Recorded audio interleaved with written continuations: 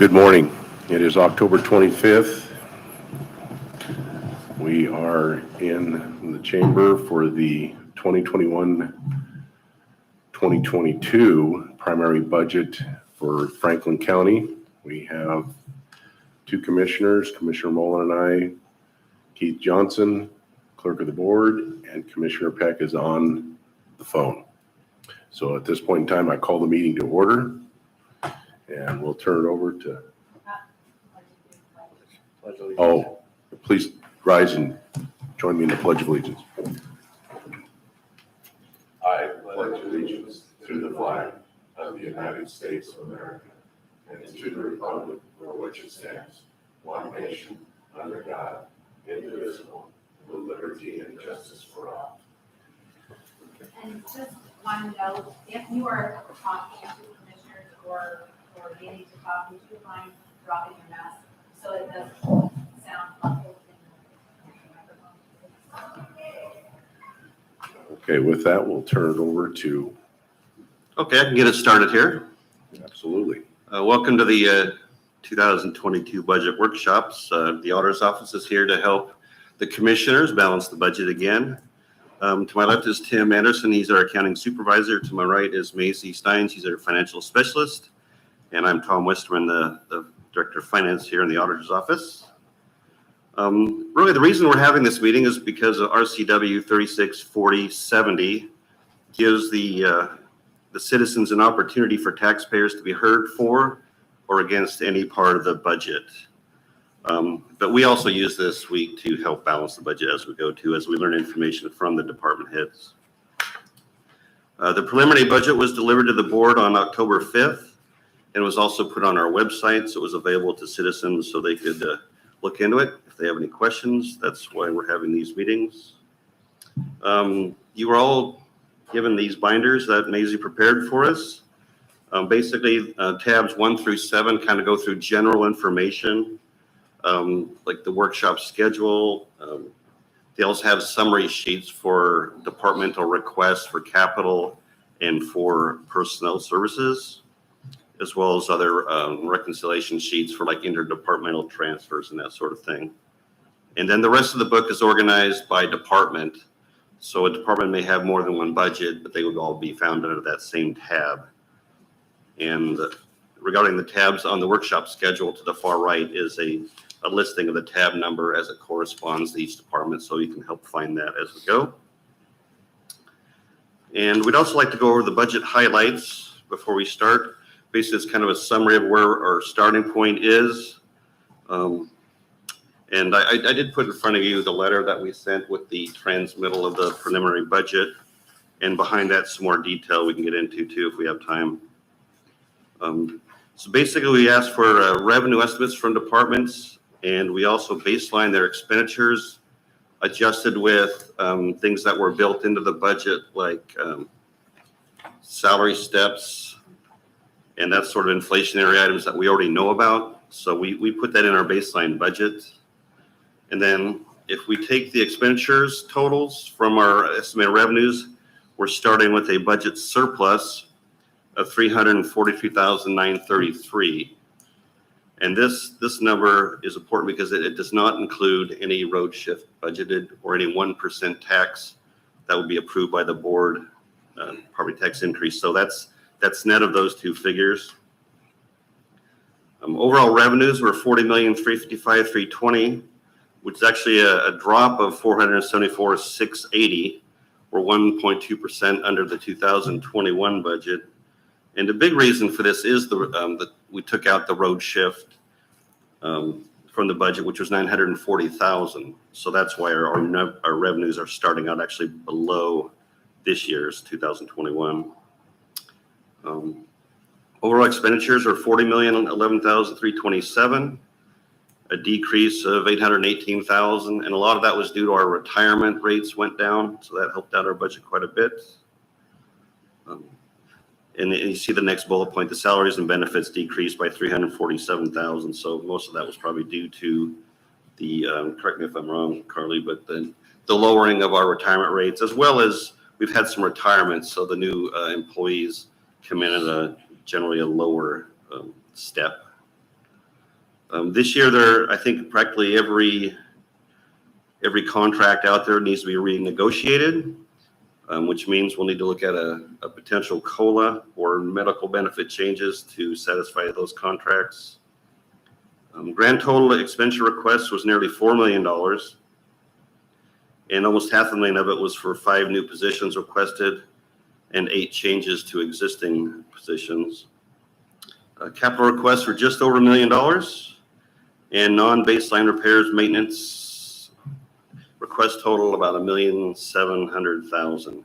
And these items are basically one-time things, like say facilities needs a new air compressor. We'll put it in the budget for one time, and then the next year won't roll over in as part of the baseline. So those are kind of new one-time expenditure requests. Our beginning fund balance, we're estimating the same as we did for 2021 at $8 million. And as 2021, 500,000 of it is contingent on our fund balance. If it's higher than 7,500,000, then we can transfer that money into our reserve fund. This year we were able to transfer $140,000. We didn't quite make our 800,000. And then there's some budget dates down below, workshops starting today. And then we're scheduled on November 23rd to adopt the budget for next year. If we go to page 2, there's a little more detail here. Let's see, I mentioned the revenue on 1A I covered, as well as 1B. 1C, 2021, the board did not approve the 1% increase in property taxes that it's granted. 2000 preliminary budget says 1% levy increase. That would just be if the board approved it, the 102,000, which right now it's not in the budget. And then major revenues, our property taxes are currently at $10,183,608. And this is an increase over last year of $259,407 when you don't take into account the road shift, which is not in that figure.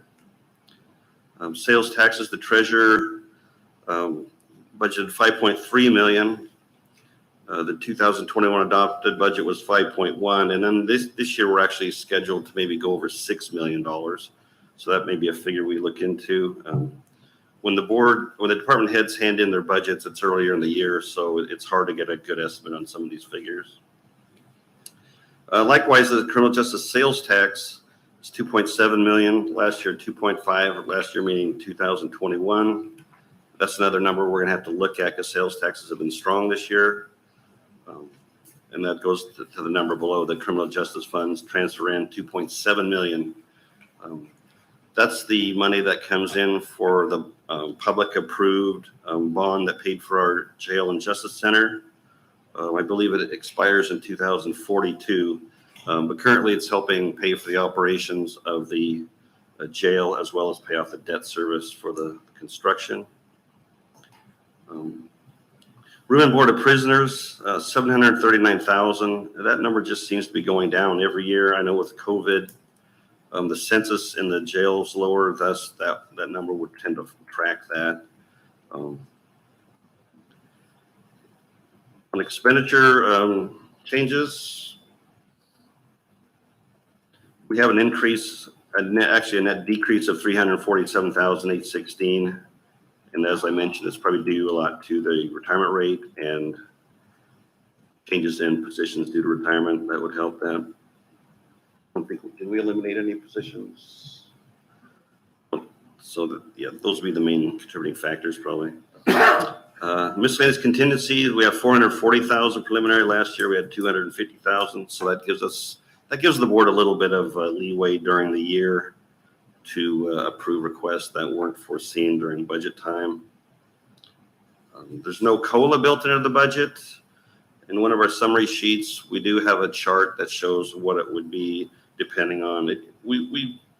Inflation was pretty high this year, so we had a range between 2.5% and 5.5%, and then the figures for that the board can look at and we're trying to balance the budgets. And then on the highlighted number 6, we have the basically a total of the departmental requests. I think I covered on the first page, but personnel services, 473,908 requested. Other than personnel services, 2.3 million, and then capital at 1.183. So we have requests out there of more than $4 million.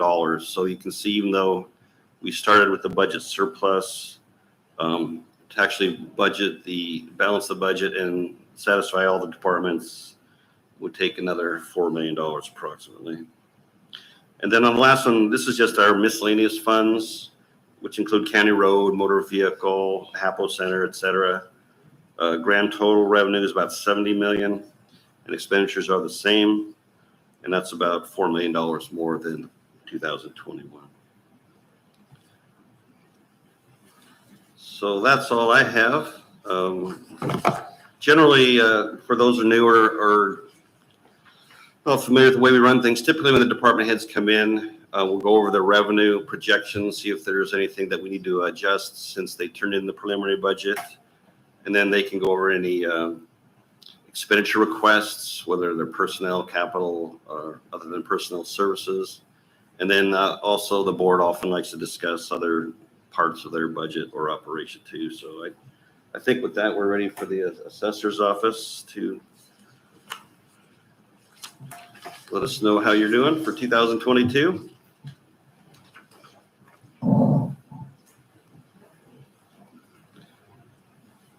And that would be found under tab 9.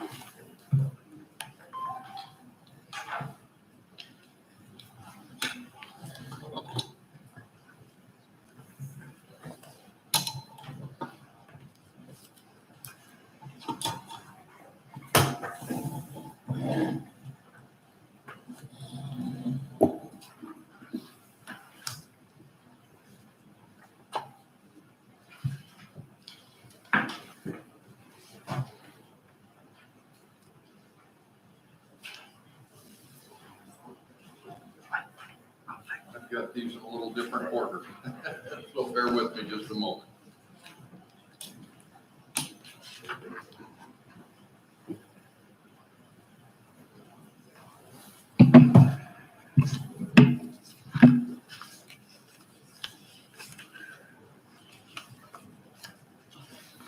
So I've got some handouts to give to you, which I'll hand out here in just a moment on it.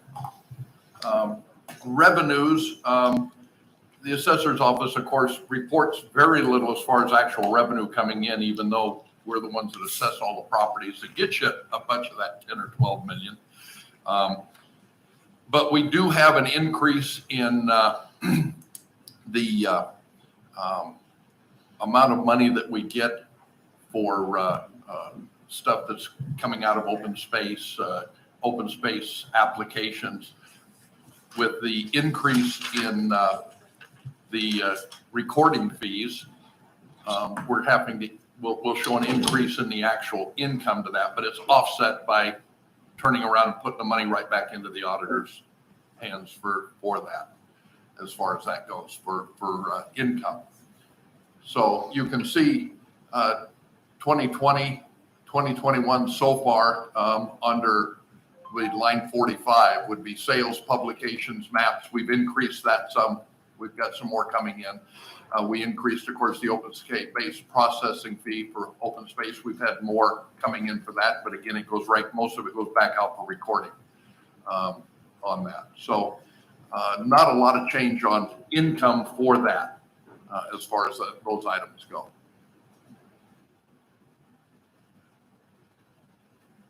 As far as the expenditures, most of our expenses, other than, of course, the general salaries, a lot of our expenses are towards the latter part of the year. So we're going to show a surplus here in a lot of the categories, especially under printing and postage and shipping and handling. And you can see that I've put in, I don't know if we're showing the working budget requests have increased on the far right. We actually need to increase some of those some more. Since we did this budget, since we did our mailing, U.S. Postal Service went up about 12% just for Postal Service. And we do a massive amount of mailings with all of that. Of course, so does the Treasurer's Office with sending it out. But all of our assessed values, our personal property values, all of that is going up. Somewhere that disappears. So we've got at least a 12% increase in some of that.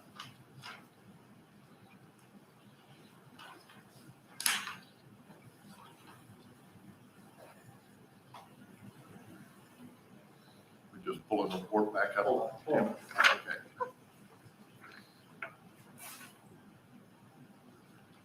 Is that just mailings increases of 12%? Just postage, not counting the inflation rates of the printing portions of it, any binding, printing.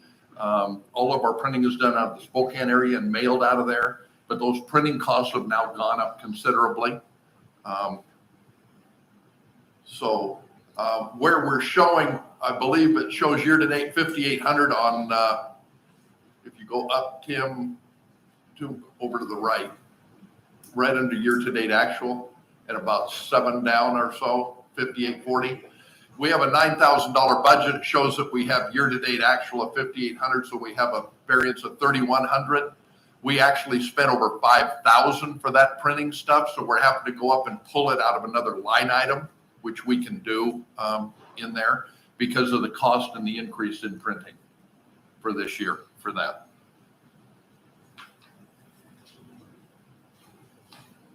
I don't know if we want to go item by item on those or based on what they might have. I'm not sure quite what was furnished to them as far as the other paperwork. They should have all the attachments. Since it was the first year. So like non-baseline, let's see if we have the request for that. Is that in here? Okay, so that wouldn't be the one time though, would it? That's the 6510 plus 3,000 for, Okay. related to the position that you asked for. Oh, okay. I was a little too loud for you, Karen. So 6510 of that 9,500. Last year, that was a one-time item, 3,500 for desks, chairs, and that for that one new position for an appraiser. We're going to need another desk and chair for the position that was just approved from the commissioners on the senior one, as well as what we're hoping for on another staff member. And then there's a one-time fee of 6510 that would be a one-time for vehicle mounts, similar to what the police and sheriffs and them use in there for their patrol cars, for their computer systems. We would set the assessor's cars up for the same thing because they're doing so much of the work remotely in the car, typing and that. Right now, they're trying to set it on a steering wheel in front of them and do it. And ergonomically, it's not good. We're going to end up having some injuries that way, and it's just inefficient. So these would be a one-time thing to set the vehicles up with that. Underneath the office and operating supplies, we put in an increase of $400, which is the top line. I'm now adjusting that another $240 because of inflation. We're seeing the cost just skyrocketing for, materials, pens, paper, printing supplies. So I will be requesting that to go up another $240 for a total of $640. An additional, which would make it a $640 increase. Okay. The postage and shipping, which is that one item that we had 9,000 originally. I put in 1,000 for the increase, but we've got even more than that with another 12% on the postage. So I pumped that up to 2,080 increase from the 1,000. That would be number 73, Tim. I believe line 73. Printing and binding, that, yeah, right there. Instead of that being 1,000 up, it'd be 2,080 to cover postage increases.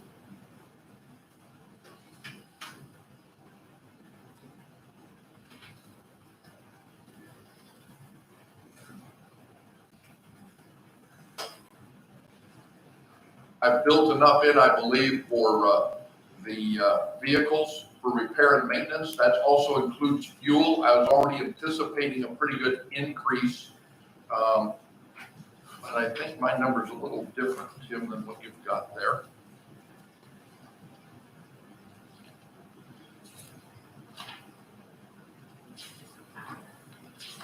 Next year, I'll know the order in which you're doing this, folks. This year's the first year on it, so.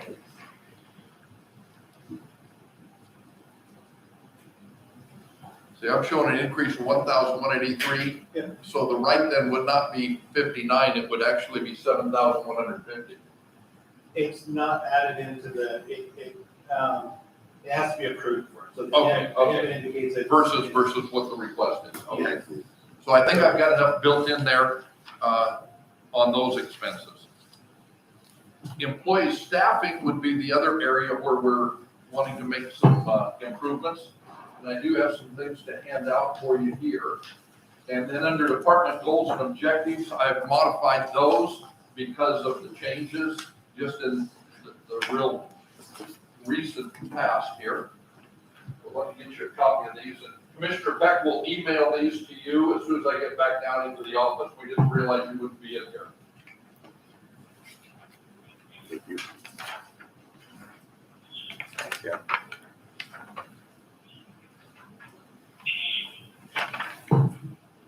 These probably amazing. Sure. I can email them up to you.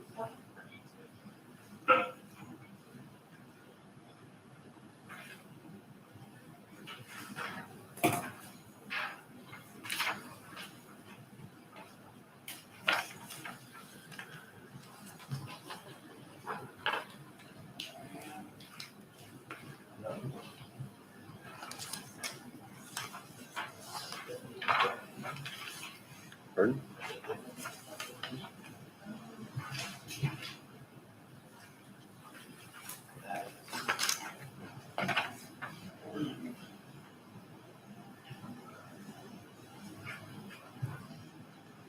I had one more that I haven't got a copy of that I'll end up making a copy and getting them to you, Commissioners.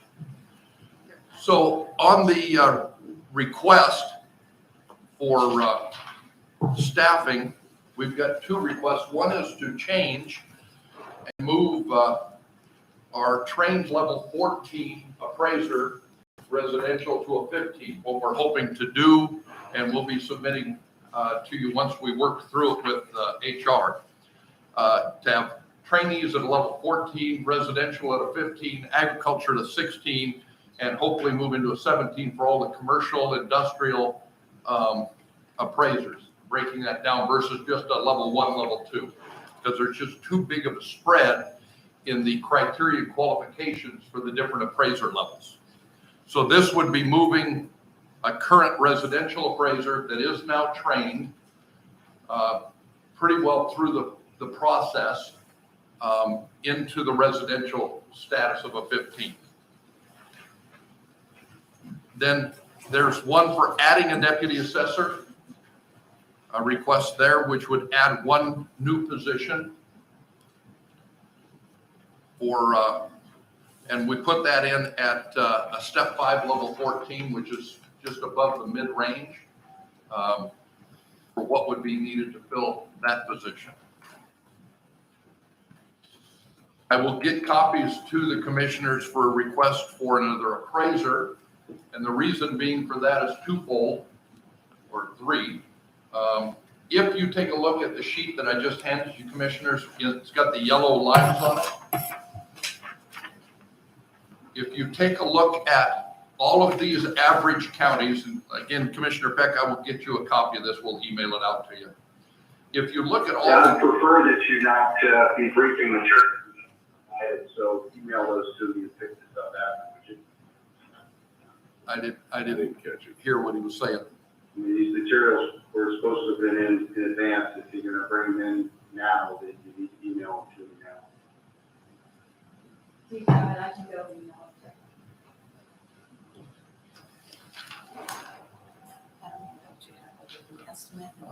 You might get those copies from Keith. Yeah, that's the one right there.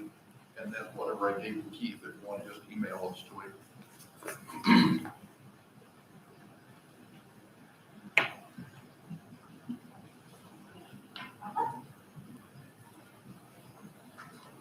All far as I'm concerned, you can take a picture of it and text it too, whatever you need.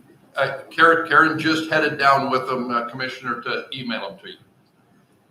So I'm gonna hand out the estimated tax collection for 2022, a copy of that. This is an updated one from the one that you may have in your packet. Yeah, I think we have. And you'll need this for when the treasurer comes up.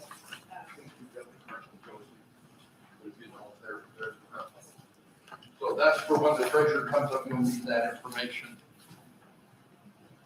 This says 2020 on it, is that correct?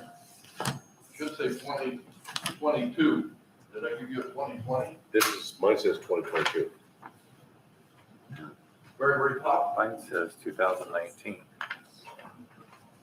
Oh, well, I gave you the wrong one. Keith, what does yours say? 2020. 2021. Estimated for 2022. Yeah, 2022, that's what I got. No, I think you got 2022. Lindsay, what was yours? Mine says 2022. Okay.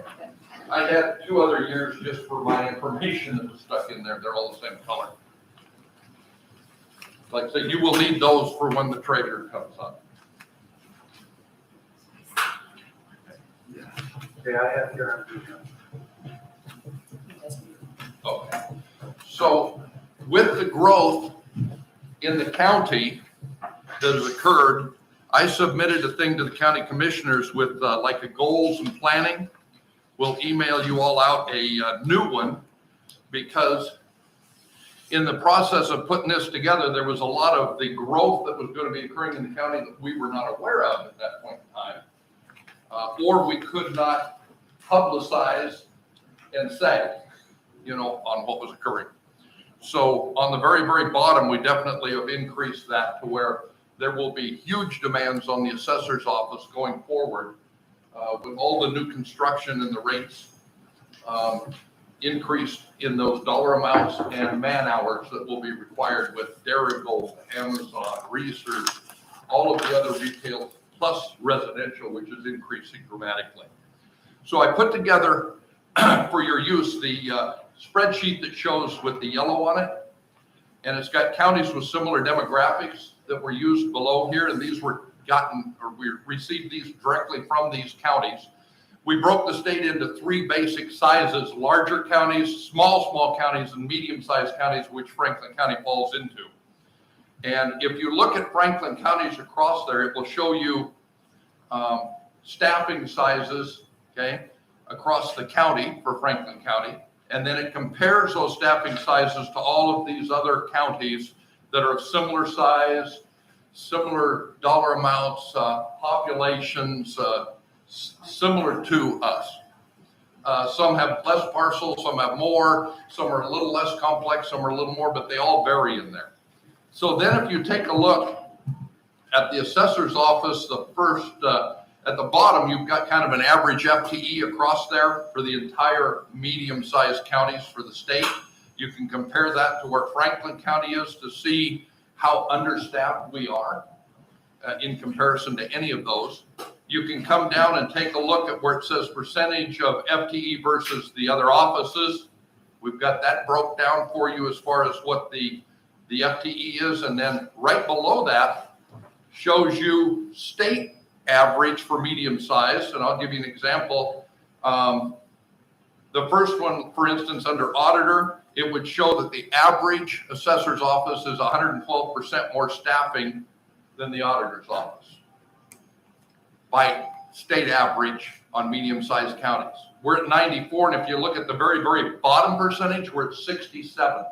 So if you look at the bottom, where it says percentage of Franklin County assessor versus the other offices, 67, 80, and 133, when even the average county of our size is at 112, 125, and 210. That gives you a good understanding of just how understaffed the assessor's office is and has been, especially to start meeting the needs going forward. So that's why I provided that for you, in case you had any questions on it.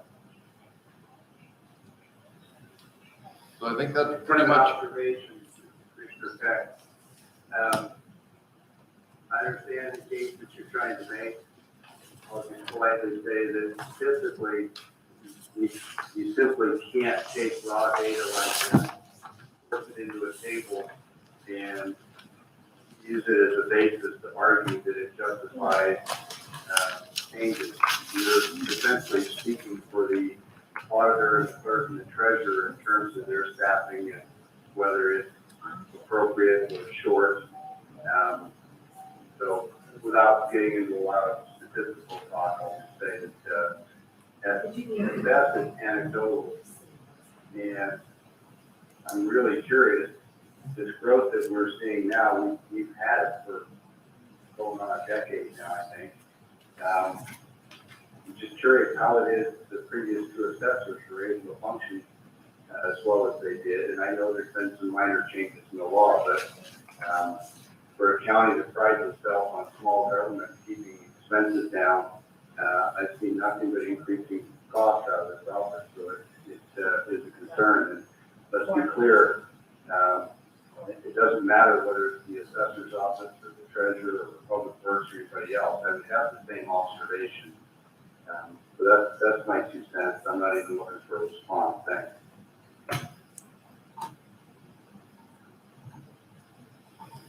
I think the data definitely speaks for itself if you compare it. I am not indicating, nor am I, I'm not suggesting the other departments in this courthouse are overstaffed by any means. This is the fastest growing county in 20 years, for the last 20 years.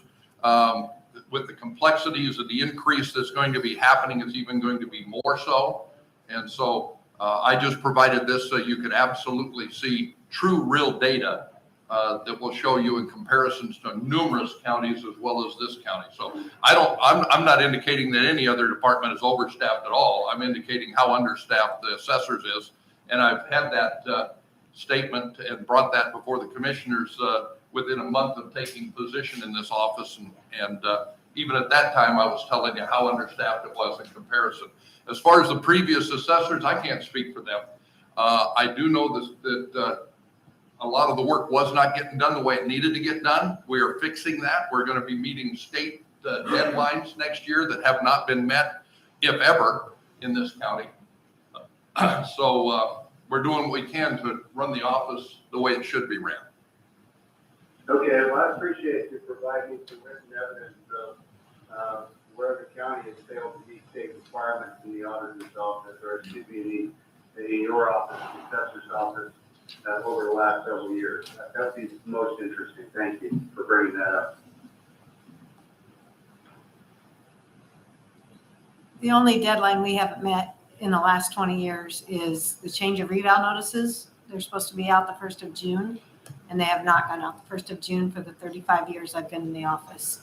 They've gone out more like August, September, 1 year October. Yeah, I'm not able to hear representative speaking, but please provide that in an email or some other written document so we have a record of it. Thank you. We'll be glad to. Brad, this is Piper. I'll send it to you. Okay, any questions on what we submitted?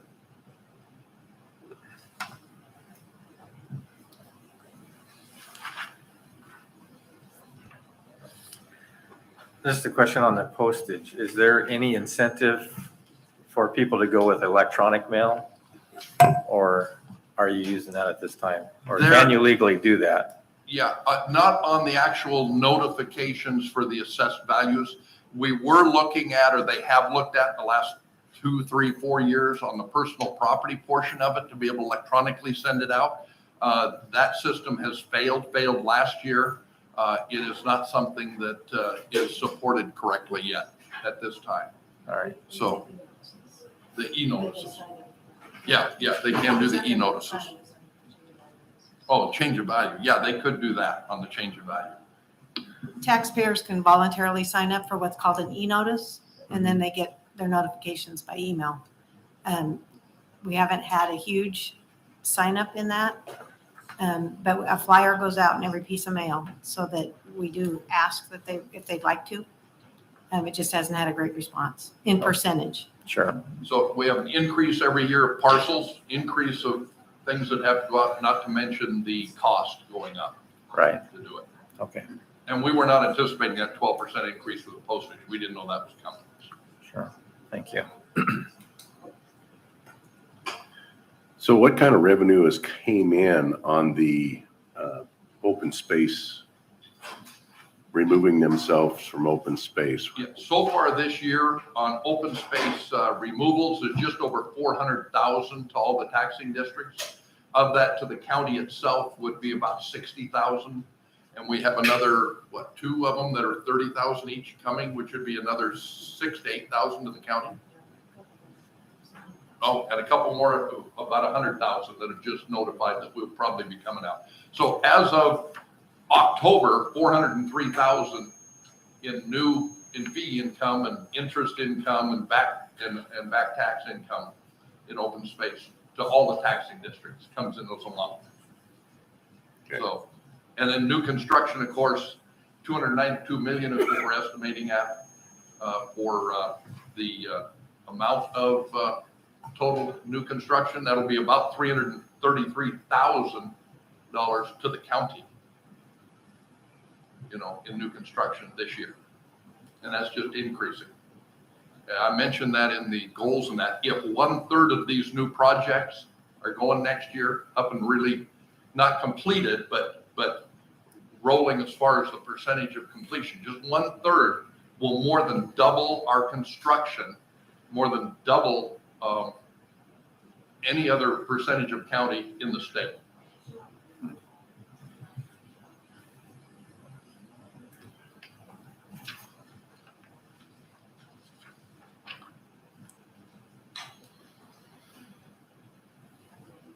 Any other questions?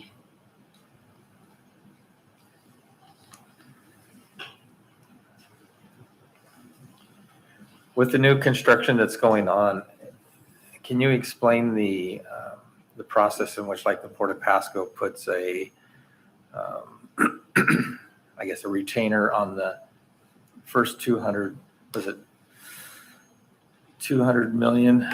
Or I'm sorry. Yeah, on the tax increment financing with the Yes. statute that went into effect for this year. It is new. The state themselves, the Department of Revenue is still working their way through it on guidelines and so forth. As near as I understand it, Keith, correct me if you hear something, but because Keith's been in a meeting with me on that and Josie, and I've been on 2 or 3 now state meetings on it. They're allowed to, the port, cities, and county can now do what's called a tax increment financing area, where they can take and receive the funds for that area to assist them in many things, like maybe new sewer, water, roads, highway, whatever it might be, overpasses that they might be able to use that money towards on that. So currently, the port would be looking at approximately $200 million of the first $200 million in assessed value for the Darigold area would be what they would be looking at. So the assessed value of that 200 million, the taxation of that, or the monies that would come in for that would go to the port for them to accomplish the things that need to be accomplished. Anything over that 200 million would be distributed, the assessed value of it, the levy rate to it would be distributed evenly, just like it normally is on the taxing districts, whatever that taxing district's levy part is for the remaining over the 200 million. So the first couple $100 million, the county wouldn't receive their tax revenue monies to the county, but yet the port would be doing improvements and upgrading and fixing things that need to be done for the Darigold project to come in. Is that, as you understand it, Keith? Yeah, more or less the tax increment financing district, which would be the port, Yep. captures the value of new construction in that area. So And for what length of time? they set that up based on what they choose. And if, let's say somebody did a bond, on there that's a 30-year, then basically they could collect that income for up to that period of time. for that first assessed value. Now, it doesn't increase. Let's say that value continues to increase. You know, they don't change it from 200 million to 250 to 300. They would take it from the first 200 million of assessed value. And if Darigold comes in at what they're estimating, that value would be at 500 million, what they're anticipating for construction on that, or costs going in. Now, there's going to be other costs that aren't related to what we would assess the property at, because they've got, you know, architectures and everything else. So we don't know what the actual assessed value of that would be. All right, thank you.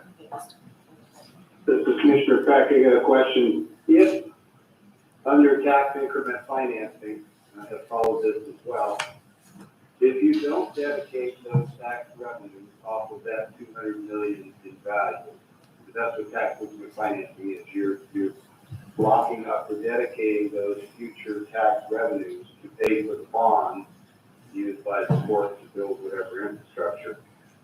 If that arrangement is not in place and those tax revenues are not committed to pay bonds, those tax revenues come to the general fund of the county, correct? That's my understanding, is they would.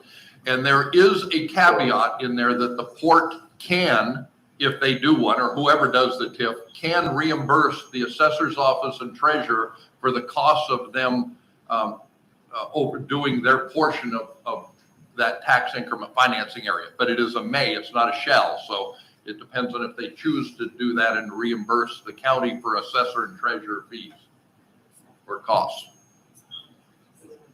Right, so we would, if we were to go down this path, committing tax revenues that are not yet paid over the next 20 or 30 years.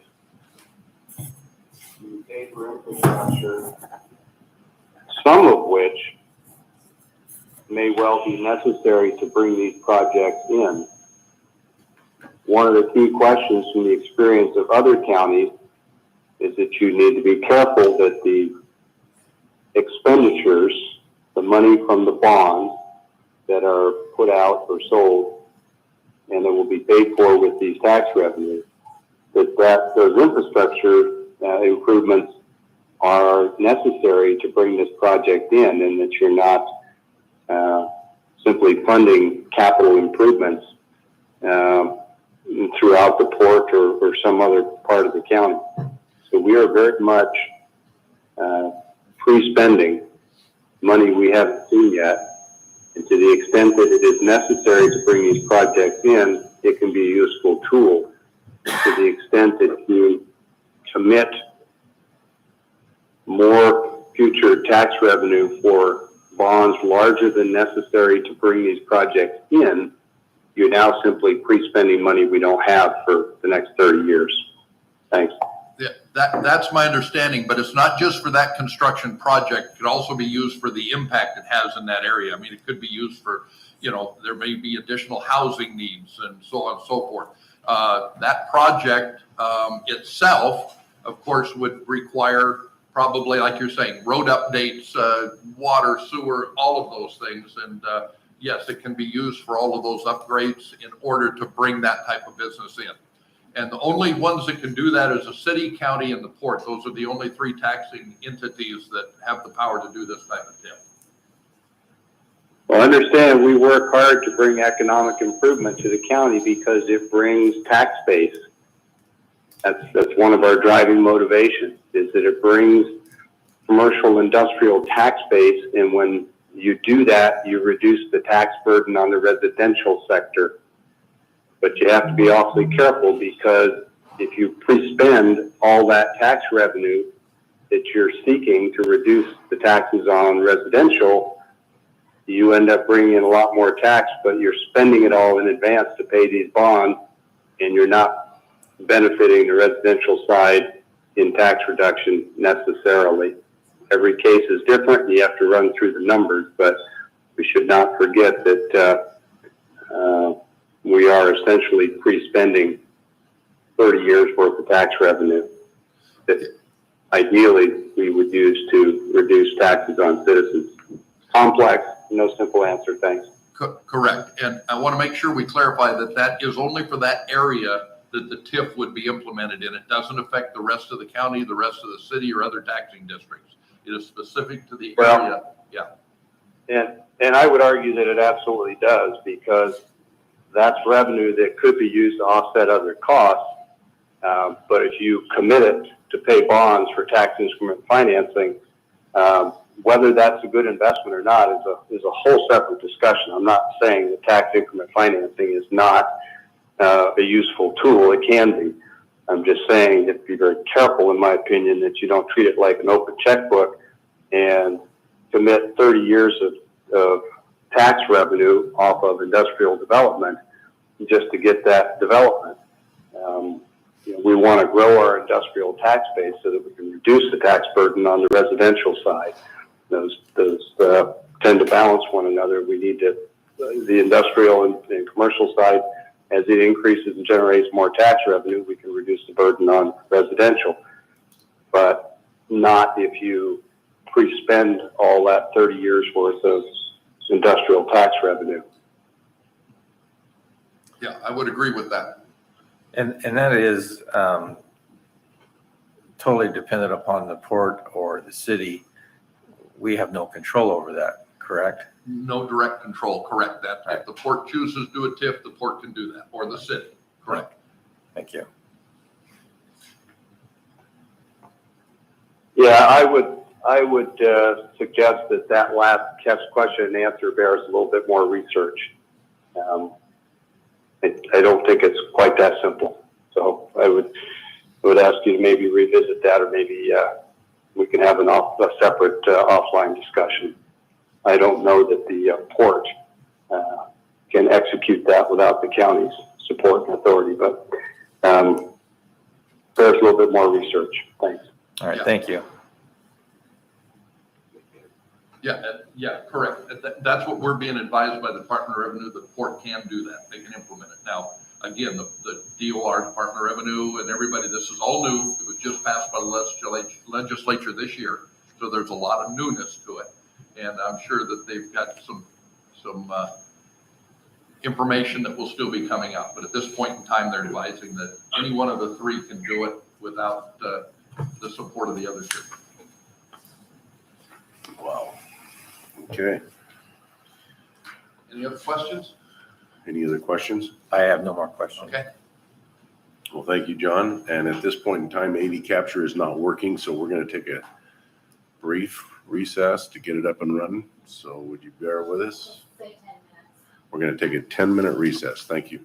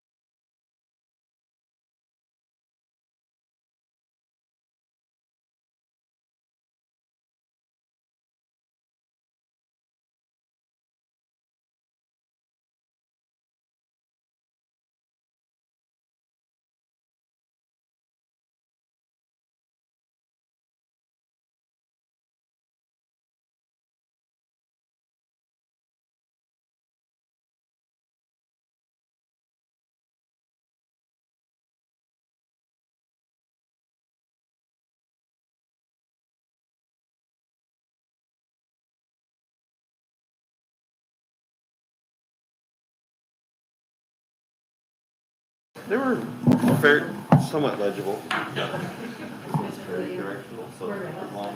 Okay, we have got the AD captured, corrected, it's working, so we will reconvene the meeting and we're on to the treasurer. Ms. Kelzer, please. Okay, good morning. So,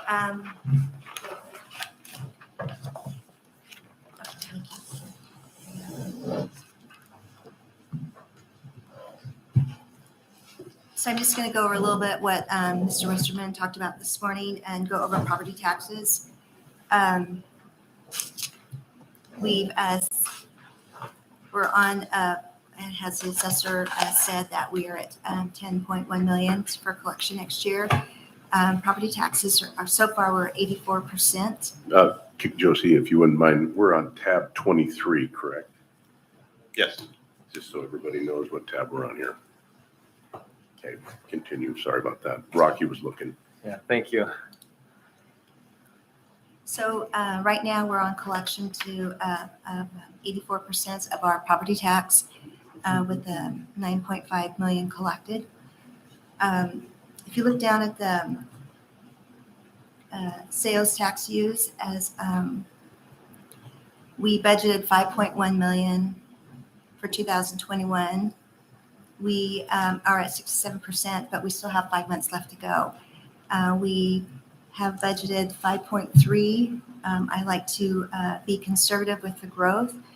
This year we're looking to be over 6 million, but with the stimulus that's happened this year, online sales increased, but I'm wanting to be a little bit conservative because of the shortage of the supply chain that we are facing right now. We've talked to other counties, and they have kind of seen the same things that we are seeing right now. Also, King County has their sales tax have been going down, but we think it was because of the COVID travel. So they are seeing a decrease. And any questions, or can I move on?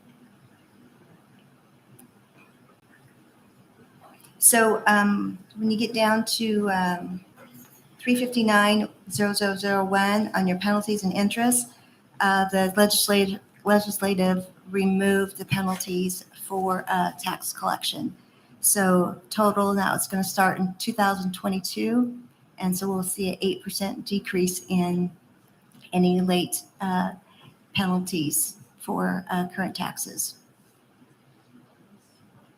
So it's 8%. It's 8% less of a penalty, not an 8% decrease. So we're looking at about a 60% decrease in total collection and interest and penalties.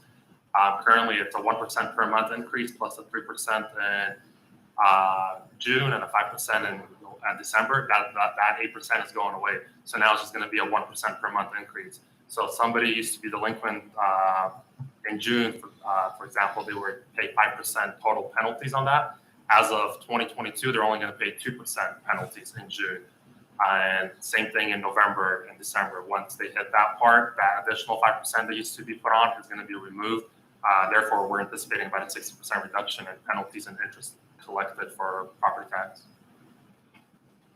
And the state's not going to reimburse you for that. This was part of a bill they've talked about for a while. It's one of those things where it's gone back and forth. They want it to have where they penalize people if people are not paying on time, but at the same time, some of the people that brought the bill forward on the floor, they believe that the penalties were too high, and because of that, they were putting people in foreclosures. And the state is doing everything they can to try to remove individuals from foreclosures. They thought that this would benefit them, and so they removed those penalties, but they're not reimbursing us now. Thank you.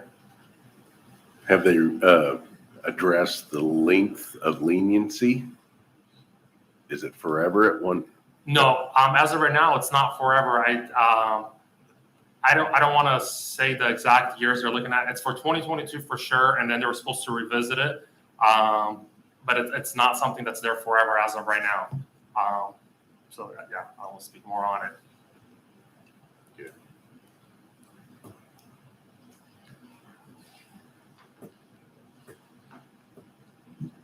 So any more questions on the revenue?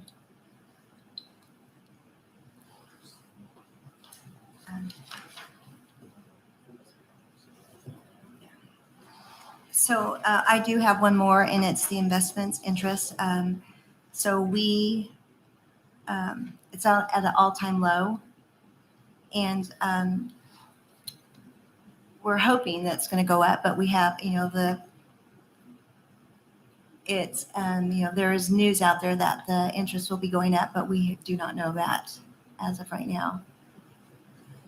So, you have anything else to say?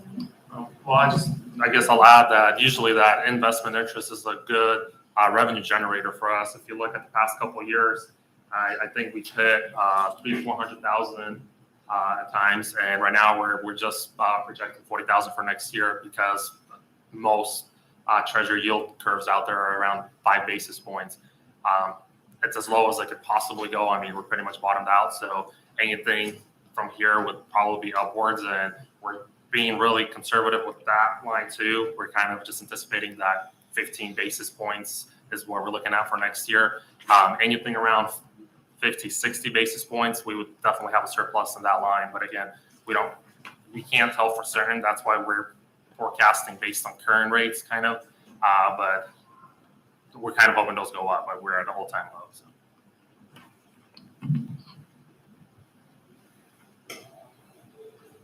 Okay, moving on to expenditures. On line 4201, I'm increasing the postage to additional $4,000. As the assessor mentioned that the postage has increased and we are sending out more tax statements, even though we have voluntarily asked people to sign up for electronic tax statements, but it is voluntary, so we don't have any. We don't have to make them do it. So also, do you want to talk about salaries? Okay.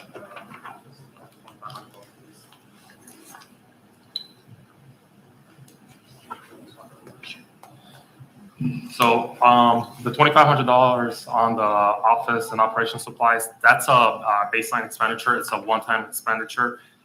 We have a couple of capital outlays and one baseline expenditure. So increase during COVID for mailing has been significant. We've seen a lot of stuff come through the mail, people dropping stuff off at the drop box, people not wanting to come in person. And because of that, we're looking to, for that $2,500, that's a one-time expense. We're looking to get another drop box out in the parking lot. The one we currently have is shared with District Court, and we've been running into some issues with that box, the way it's designed, the way the envelopes fall in there, they constantly get stuck in that passage. We've worked with facilities to put little rivets in there and try to help that out, but we constantly run into issues where we go in there because somebody has a payment that's past due, and they let us know they dropped it in. I mean, you got to get it in the box and you kind of catch it inside the actual passage where it's stuck. So that was one of the reasons why we started looking into getting a new drop box. But at the same time, we've had some individuals reach out to us about how Benton County has it, where they have a drop box that they could just drive by and throw it in there. And so that's kind of our goal here, is to get a new drop box that kind of eliminates the problem we have with the actual drop, and at the same time put it somewhere in the parking lot where individuals could just drive up and throw their payment right there on the spot. We talked to facilities about being able to install that, and they don't see an issue with that. We just need to buy the actual box. Would it be your box only and not shared with District Court? Yes, this box would be our box only and would not be shared.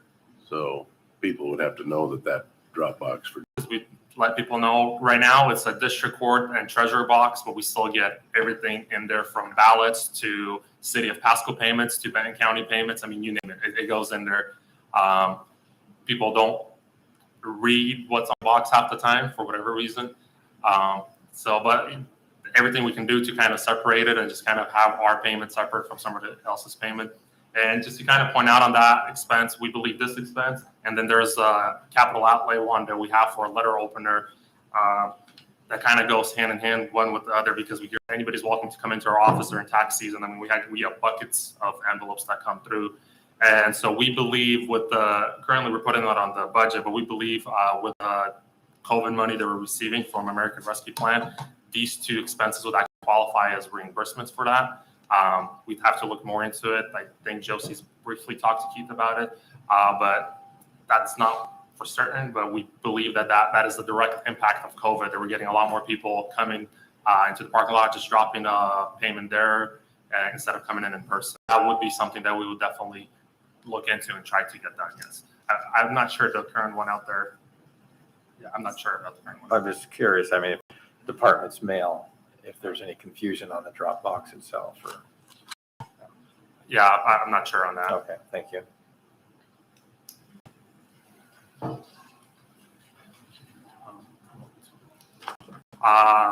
We're looking at trying to restructure our office as far as how we have duties assigned to our current staff. We've looked with our current growth. I know that's been mentioned a lot, and it's almost used as an excuse, I guess, at times. But it's really impacting what we do as far as the taxes coming in and the amount of people coming through to pay taxes. A, but B, to do excise. I have a sheet that I did a little bit of numbers on, and currently we're doing. Let me give you the exact numbers before I misspeak.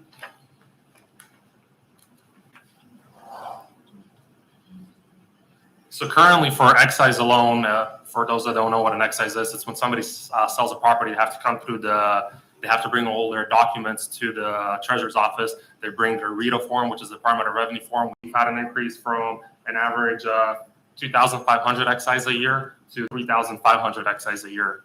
That's about a 40% increase. Looking at property tax collection, the amount of taxes that we collect through the last 10 years, the increase has been about the same, about 40% more we collect and more goes through our office than it did about 10 years ago. As far as the staff or the tax collection portion of the staff, we haven't really fully restructured that, at least the 5-6 years I've been here. Speaking with Josie, that was kind of the same thing she said, that we have not fully restructured and redefined those roles. And so where we are right now is we came to a point where there's enough of work where the people that are assigned certain tasks, they're doing what they're assigned plus additional tasks to help out the other staff. And what I mean by that is we have different seasons that we go through. When it's a collection season, we have people that are in foreclosure helping with collection. When it's foreclosure season, we have people that are assigned tax collection and they're clerks. They're helping with foreclosure and doing a little bit more complex stuff. And so we're looking at a situation in our office where we have staff that has to be cross-trained across the board. And we have the 4 people that are responsible for property tax collection or foreclosure restraint, doing tasks that are across from one to another. But the way the current positions are defined and the way the current positions are identified is it's not really part of their role. So they're doing more than what the actual position asks for. And so we kind of took a look at some of those definitions and positions, and we want to look at restructuring the way we have those written out and what they're graded at as far as the pay scale goes. And I could go one by one through them if you guys want, or I don't know what's more efficient way.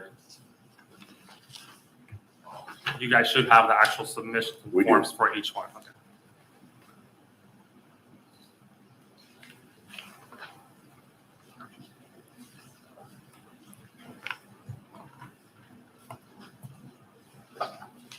And as fast as the even more. Yep. And some of those excise, I mean, they've become more and more complicated because it seems like there's a new rule or a new exception that comes out every month now. And so we have to have individuals that are on there helping and reading through RCWs and talking to the Department of Revenue and going through the scenarios. And I'm sure the assessor's office has the same issue. I mean, it's a legal document, but we don't have attorneys and lawyers in our offices that could interpret those legal documents. And so we're told that, well, you guys aren't attorneys, don't treat us as an attorney. But at the same time, you guys have to process the document. And to process the taxpayer or the individual that's processing comes back to your office. Now there's an issue with it that has to be resolved and creates a whole bunch of issues. I also noticed, maybe you're gonna get to it, but down on 641-408, treasure of vehicles, were you gonna bring that up down the road here? Or? Yeah. So that's the last piece. That's the part of a capital outlay piece. So the next piece and the final piece for our submittal is we put in for a treasurer car approval. So currently there is pretty, if somebody's delinquent for more than, so if it's a structure or actual home, they could be delinquent for 3.5 years before they face foreclosure. If it's after a year, we have to do everything we can as a treasurer's office to collect those. And if we can't collect, then it's our duty to go to the property and eventually distract the property. So what we do every single year is we start with a roll of how many mobile homes and how many personal properties are unpaid. It averages, I would say, usually starts around from 100 to 200 mobile homes and 100 personal properties a year. And we start with sending out letters and correspondence and posting. But what we have to do is we've never actually got to a point where we distrain a property, but that's something that we have to do. If the property isn't paid for over a year, or we say 18 months in our office because we give them about 6 months of correspondence back and forth. We also have to go out to mobile homes and see if the mobile homes are there. If anybody's living in the mobile homes, hard to distrain or hard to send letters to a mobile home that's not even there, or it's been destroyed or it's been abandoned. We've been doing that with our own vehicles. The treasurer has been using her car most of the time. We've ran into issues where it's becoming a liability or a security issue for us. When you go out to some of the mobile homes out in the country, you come on a car that's your personal vehicle and somebody comes out and they're unhappy with you being there, checking if their mobile home is there. They know what car you drive after that. So we've had some concerns about that. And so that was part of the reason we were looking at the vehicle. We've said we were going to, but I've just never to be compensated for it. So it'd be beneficial to have the insignia Franklin County on the door. Is there a chance possibly we could use one of the Public Works cars? If it's safe enough for my staff, that we thought would be safe. I'm seeing quite a few out there running around with like fairly new vehicles. Yeah, if I can inject to assist there, we looked into that because of our shortage of vehicles in the assessor's office. And Matt looked all over, trying to get them from building and planning. He tried to get them, they didn't have vehicles that were usable. And we saying they're just not available when you need them. On the inspection of the mobile homes, is it possible to try to save time? Is it get a current Google Maps where you can just bring it up and see if the mobile home is even there, rather than drive clear out to find out that something has been removed? So Google Maps has not been as current as we need it to be. And it's a couple things. Sometimes it'll show up on Google Maps. That's usually how 50% of the mobile homes, that's how we find them. Address will be listed, whatever the address is, you put it in your GPS, you go out there and you still can't find a mobile home. We have a picture of what it looks like from a satellite, Google satellite. And yeah, you're still driving out on the fields kind of looking for it. A lot of times we'll run into somebody that lives around that area, or for instance, we were just out in Colotis a couple weeks out, and there was an individual that maintains mobile homes around the area, and we kind of asked him about 3 units that we couldn't find, and so he was able to kind of guide us to them, but even Google Maps wasn't locating them. So most of the ones that you have issues with are ones that you're not going to necessarily locate on a Google map. For whatever reason, I guess I don't know how Google Maps goes out to some of the ones that are kind of more in the fields, but those are usually the cases. And so I've seen in some of the Commissioner Peck. Yes. So do you have a sense of how many miles you've been driving your own personal vehicle to do this work? I'm asking because the nature of the work is clearly legitimate, but it's unclear how many miles, and that would help us determine whether it makes more sense to have a vehicle in your office, lease a vehicle from the private sector, or buy a vehicle to put into Public Works if you don't have a full-time use for a vehicle in your office?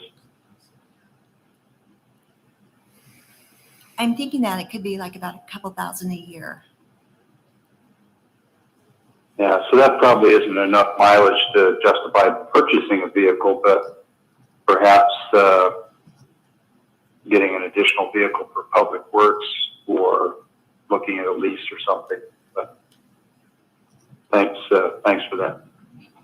And I just want to point, so the budget, the way it's submitted, it has it for the expenditure of the car itself as a whole. We did look at a lease possibility, and we have that as an option or an alternative as well, if approved.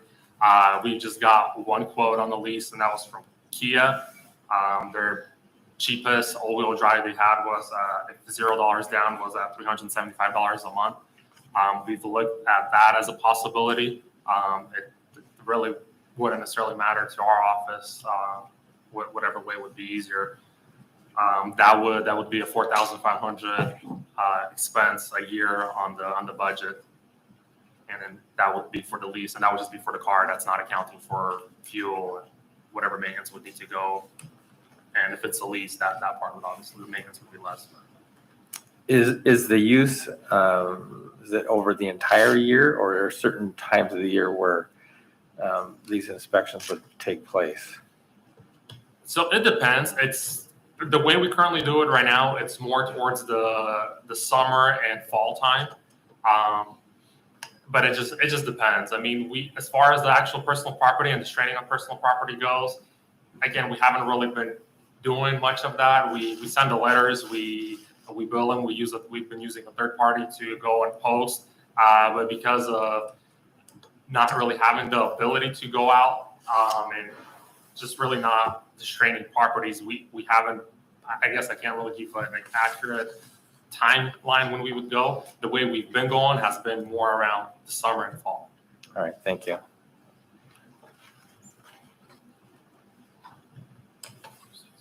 And so, and another thing I want to add to it, the way we have currently submitted is we have it submitted as a capital outlay, one-time expense from 101 current expense.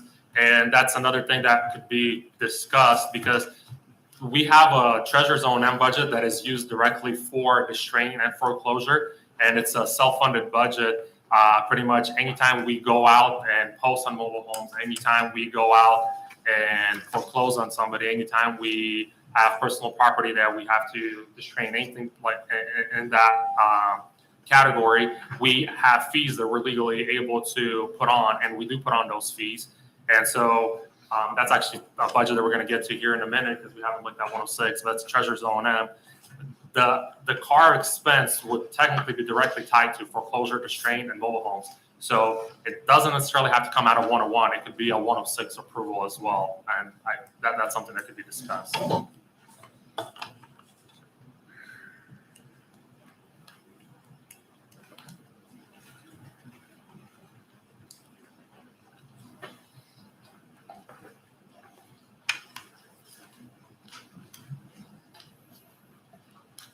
So is there any more questions for any of that? Questions, anybody? I'm good. I'm curious, what is the armored car service? In the budget, it has listed for armored car services. So we contract with Loomis, and they pick up departments within the county, within the courthouse, bring their deposits to our office. And then daily, Loomis picks up and takes it to the bank. Okay.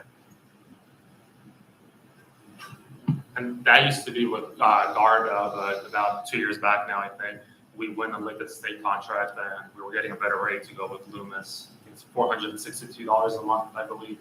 And so we used the state contract for that. All right, thank you.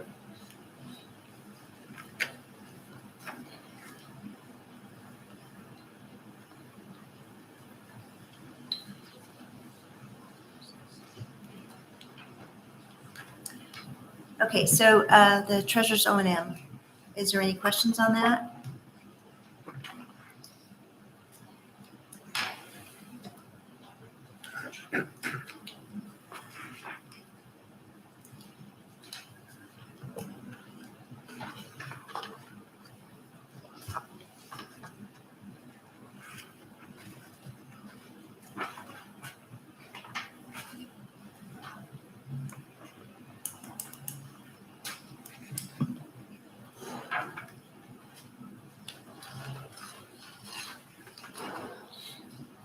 Any questions? Well, I should point out that you have a contingency in that budget of over $200,000. So if the car was going to be approved to be purchased, there'd be plenty of room in your budget. Yeah, so the way the way the budget currently works for an O&M is that's the fees that we put on foreclosure and mobile homes and personal property restraints. And so then anything that we expense for that service, we take it out of O&M. So for instance, if somebody's going into foreclosure, we have to run a title report. So once somebody's in the foreclosure process, the fee they get put on is $1,500. And so that fee includes a title report, which depends on the year. Every single year we send it out to the title companies and they put a bid, and it could be anywhere between $500 to $900 per property. Any letters that we send out, any postings that we do. So that fee covers that. And the way the O&M operates right now is our revenues are projected to be at around 49,000. Usually it's around that 50,000 mark for revenues. Our expenses are usually around 25,000. We do transfer 10,000 out of O&M into 101 as something we've been doing for salaries reimbursements for those positions. But that still leaves us at about a 15,000 surplus every single year in 101 or in 106 in the O&M that we have going into contingency or saved or rolled from year to year. So that's why we have that over $200,000 contingency in that budget, because we operate at a surplus in it. For the vehicle, you're not planning on going through the motor pool at all? So I'm not sure what it is. I mean, a lot of times people will get the vehicle through, essentially with the motor pool, you buy it and then you're paying into it so that years later, when this one is no longer viable, then you have money to buy it, to get another one at that point. I was just curious if you were planning on doing that or just getting the vehicle on your own and that being it. So we really haven't looked into everything yet. That was one of our options, but we just we're seeing if we were able to even purchase it. Okay, one, if I could backtrack here to the 2022 primary budget. I'm looking down through this list and I noticed in 2019, we got $188,000 from the Department of Energy and PILT. And in 2021, we had 180. Oh, it still shows that we are going to get 180, correct? No. Oh, I'm on the wrong line there. PILT, U.S. Department of Energy, it's at 0 on line 1100. 3328 1100. Are we going to be getting that PILT money? So we've actually received that money since this paperwork has been submitted. We've received for the PILT, we've received 164,000. Okay. So that was actually one of the reasons for that is the way the levy rate works. So before we budgeted, and we'd usually receive 180,000. So because of the way the road shift works, it changes the way the levy is to current expense and the way the levy is to 150 motor vehicles. Because the road shift was less last year, the levy amount was increased. And the experts back here could probably correct me if I'm saying it wrong, but the levy rate was higher for 150 than it was for 101,650. So when we get a PILT, the PILT itself in total is about $880,000. And that is redistributed based on the actual levy. And so because current expense rate was less because of the road shift, that's why we actually got the 164 versus 180. And depending on how the road shift goes forward, that number is going to vary based on that. All right. Thank you. Yeah.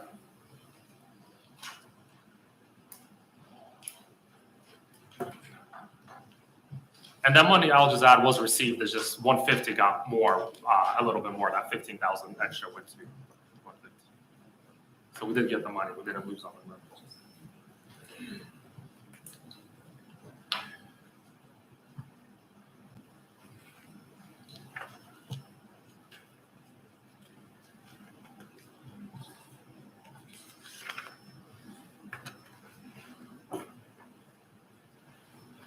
Questions? Is there any other questions? I have no questions. Hearing none, I think we're done. Thank you. Thank you.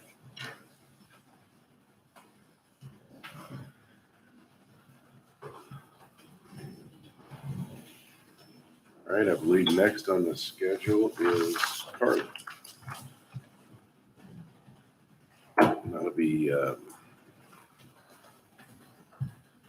25. 25.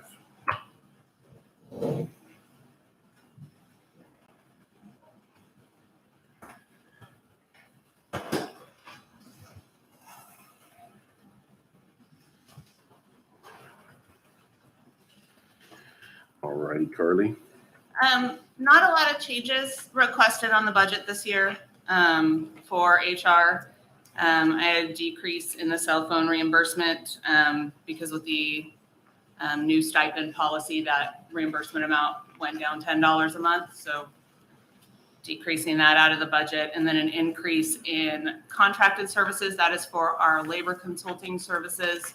That contract that the board approved in August, September, that monthly retainer amount was increased for 2022. So I needed to increase that line in the budget to accommodate that. And then I am requesting a second HR generalist position.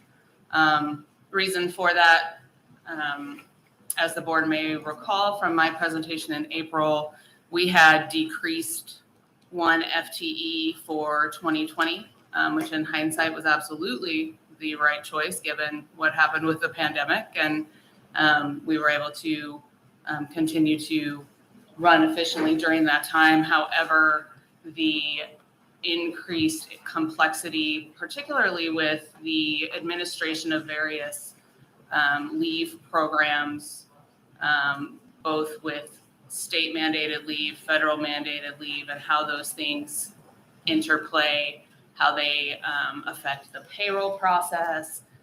Those things are getting more complicated, not less. Certainly if the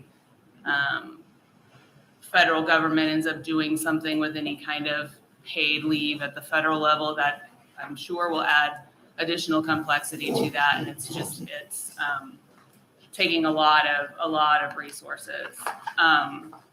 Additionally, as you've heard from both of the departments who have presented already today, we have a lot of requests for restructures of different offices, compensation reviews of different positions.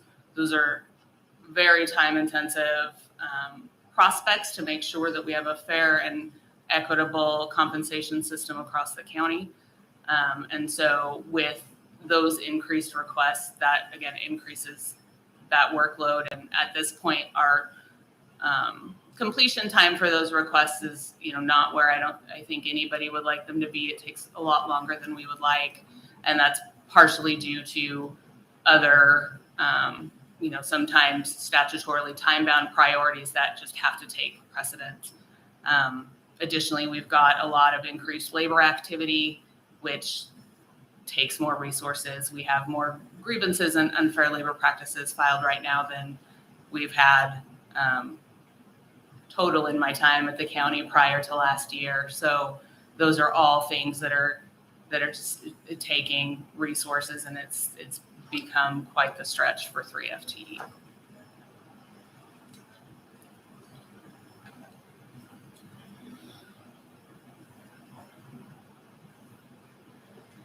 Okay, any questions? In your statement here, it says that labor relations climate has been heating up, and we are seeing increased unfair labor practice and grievance activity, which while we do retain a contractor for labor representation, there's still a large volume of legwork. That's what you're talking about, the position. Yes. What are you hearing from these labor departments as far as inflation? That's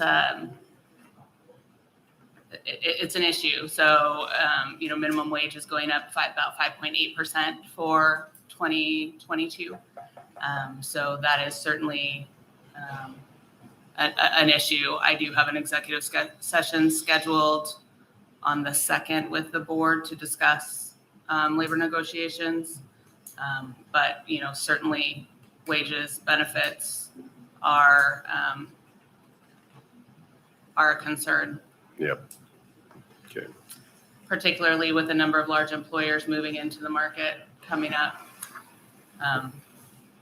It's already, I think we've discussed before, about the toughest labor market for employers that I've ever seen. And it's only getting tougher.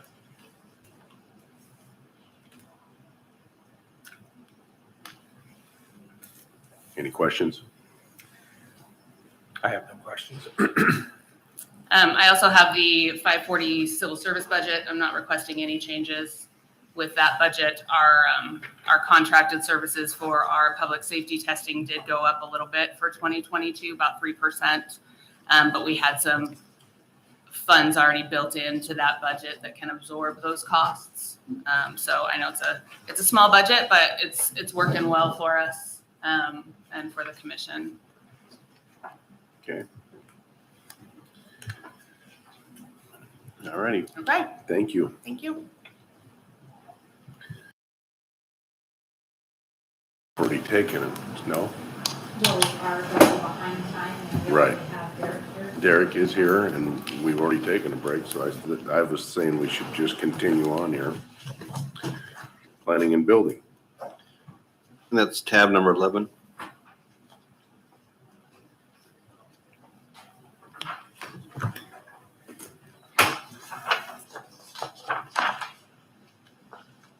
Good morning.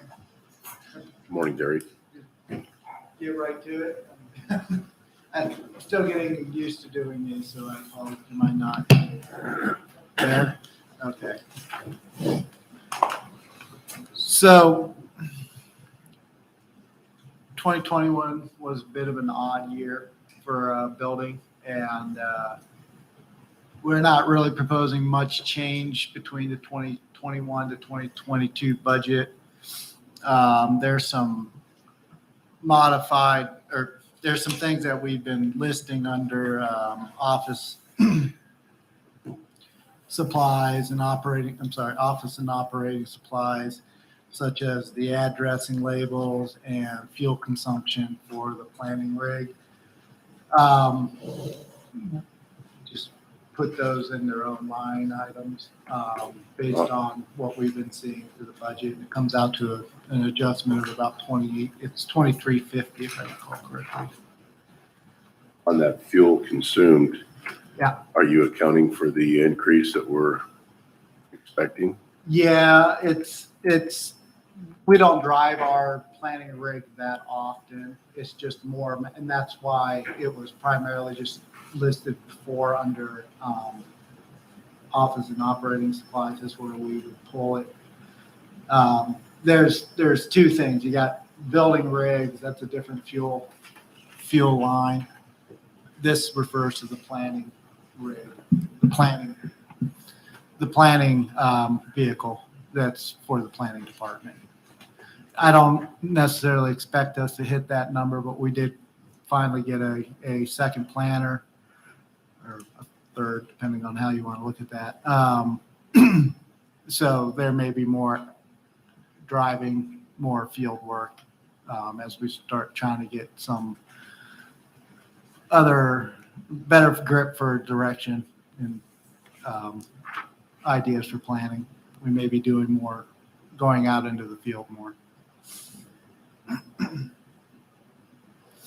And then the number plates, again, that was kind of a switch thing. We would use office supplies to purchase those when a party or an applicant gets a building permit in certain locations. They're required to have these reflective plates of a specific design. So usually we get compensated for those. But again, I'll pull those out as an individual. At one point in time, they were their own item. Then that went away. I'm just bringing that back as a line item. And like I said, we're expecting pretty significant building to occur this year. We were hoping for that last year, in 2021, we had an expectation, but due to housing costs, various other unforeseen circumstances that occurred in the building, that put a real damper on it. As you're aware, in February, we got dumped a lot of applications. We've got all that all caught up. We're back on track to normal processing times. And then we got hit with the construction cost increase. And all of a sudden, we started getting foundation inspections, and then they just sit. Those are starting to come back again. The costs appear to have come down, but there's still pretty disruptive elements to the supply chain. They just passed an emergency rule regarding HVAC systems to allow for, normally you can't get your certificate of occupancy until the whole heat pump system's been installed, but they've got a 20,000 unit back order in the 5-state region, and increases of about $6,900 for the system. So what we've done is we're allowing them to basically, at the owner's or the applicant's discretion, decide to occupy a unit with a temporary CO of 120 days to give them time to get that main unit, because they can operate on emergency heat or and the AC would be installed. It's just that the main heat pumps they're having problems. So these types of supply chain issues are disrupting, and they're random. They'll get one fixed, and then another one will pop up in another piece. Maybe it'll be roofing next. Who knows? But we plan for the best case scenario in those circumstances, though we know that there are potentiality. We're also predicting that we're going to should have a pretty robust year. We've got significant businesses coming to the area, and those job generators are going to require housing. We did 6 subdivisions. Normally we do 1 every 2 years. We did 6 in 2021. Those will usually take 6 to 12 months to get finalized. Word from the developers is that the builders are screaming at them to get them done fast because they need those lots. So assuming all that goes, we're looking at approximately 300 lots for at least 300 lots going online in 2021 or 2022.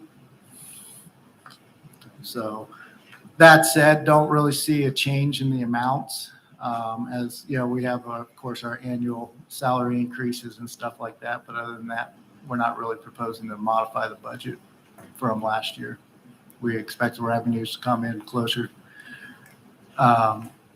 to what we predicted last year. We're expecting those revenues this year. And then, like I said, the expenditure increases are due to salary step increases, those types of things. We're also watching our staffing levels to make sure that we don't have too many staff. We still have some vacant positions.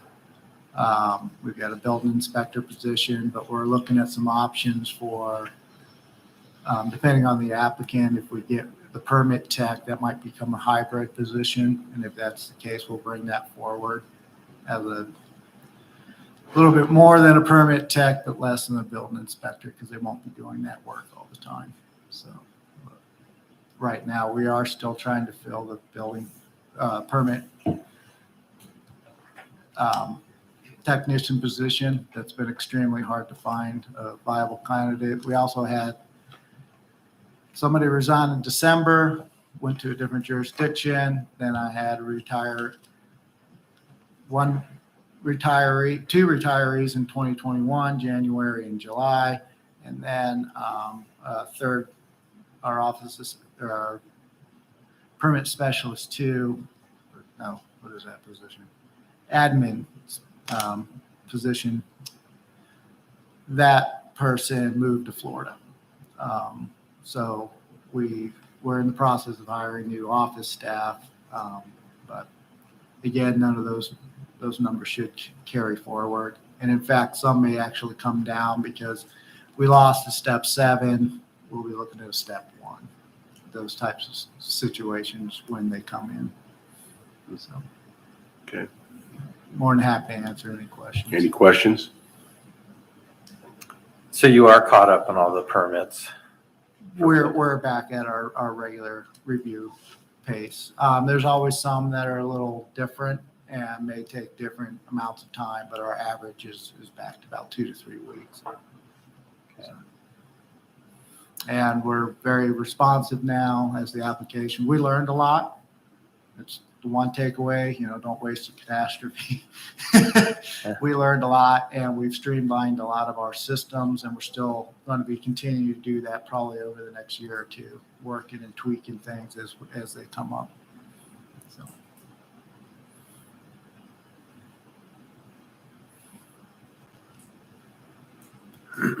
Any other questions? One I might ask is, are you doing more virtual inspections or is it all on scene? We're still doing primarily on site. We will sometimes do the virtual for folks that we've worked with. We have a reliability quotient with that we know where they're coming from. Whereas somebody we've never worked with before, we're more inclined to have to do in person just to see how it works. But it's definitely something that's on the table for folks. And we're looking to improve those systems as well, but that's going to take some infrastructure and stuff.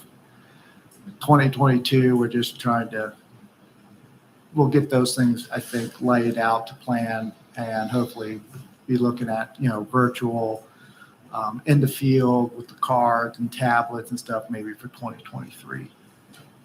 Okay. Any other questions? I have no further questions. Thank you, Derek. Thank you. All right, so do you want to, I don't see Mike here.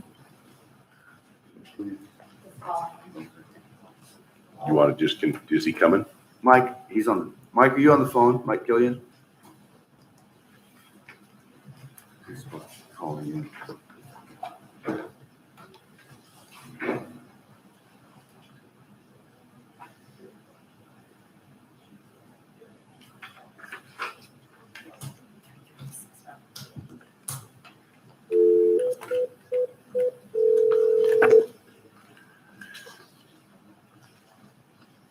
Hey, Mike, this is Keith. You got it down on tab 12. We're running a few minutes ahead of time if you're available. It's the furthest to Yeah. the right, tells you the tab. Okay. Yes, Thank please. you. All right, thank you. Is he coming in? He's gonna call in. Okay.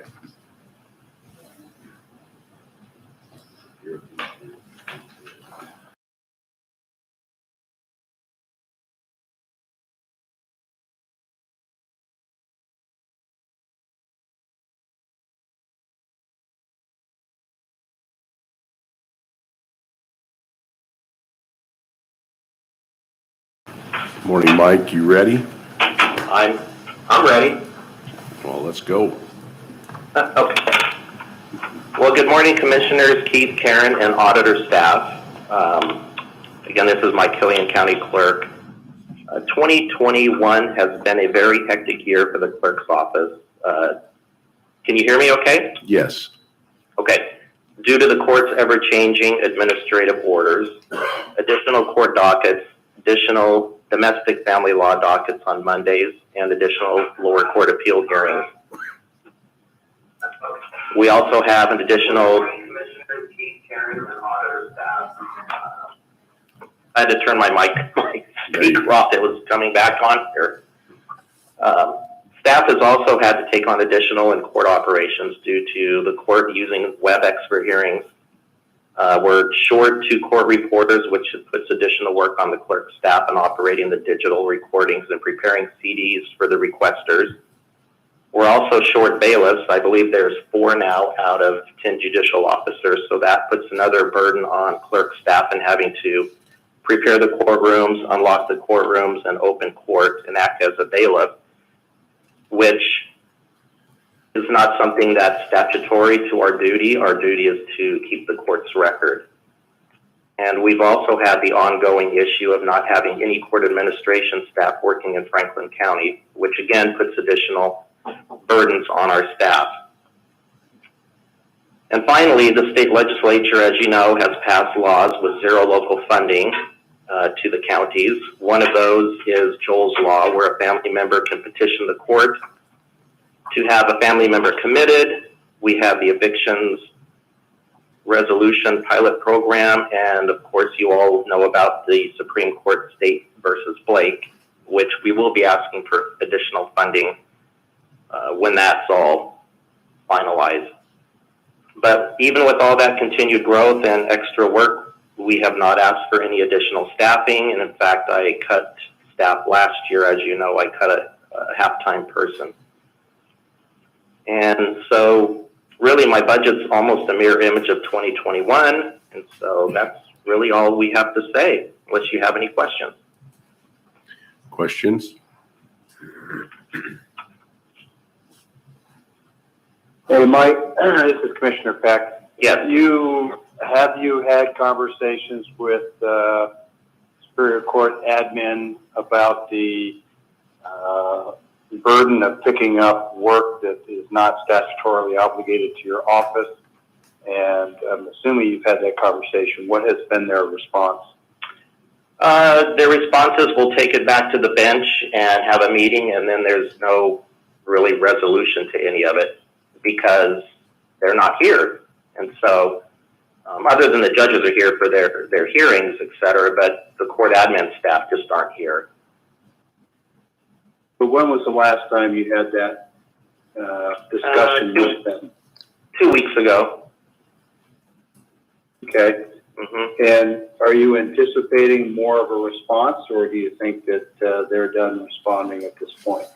I think it's fallen on deaf ears. It's just, that's the way it's been for all these years with the Joint Judicial District. I know I talked to Keith about this years ago, and then I think you've known that we've worked twice to, discuss splitting the judicial districts, but, it always seems like everybody says that it's more cost effective to have it as a joint judicial district versus Franklin County having their own judicial officers here. Which, again, my whole issue is this is Franklin County. We should have judges in Franklin County all the time, and then Benton County can have their judges.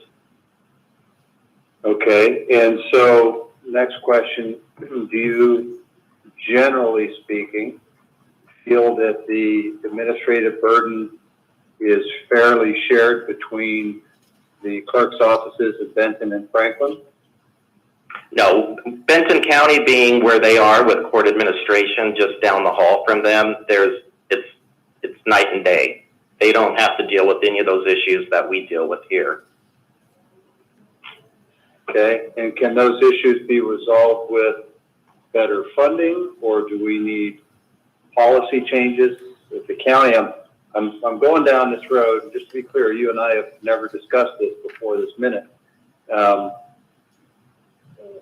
some point, we'll be hearing from the judges as well, and I want to be prepared to ask them about these concerns with respect to the budget.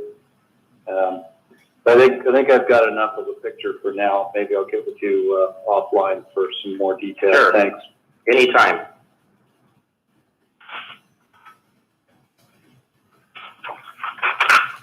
I'd just like to say, job well done, Mike, and appreciate the fact you're trying to keep your budget intact. It's the same with all this additional work.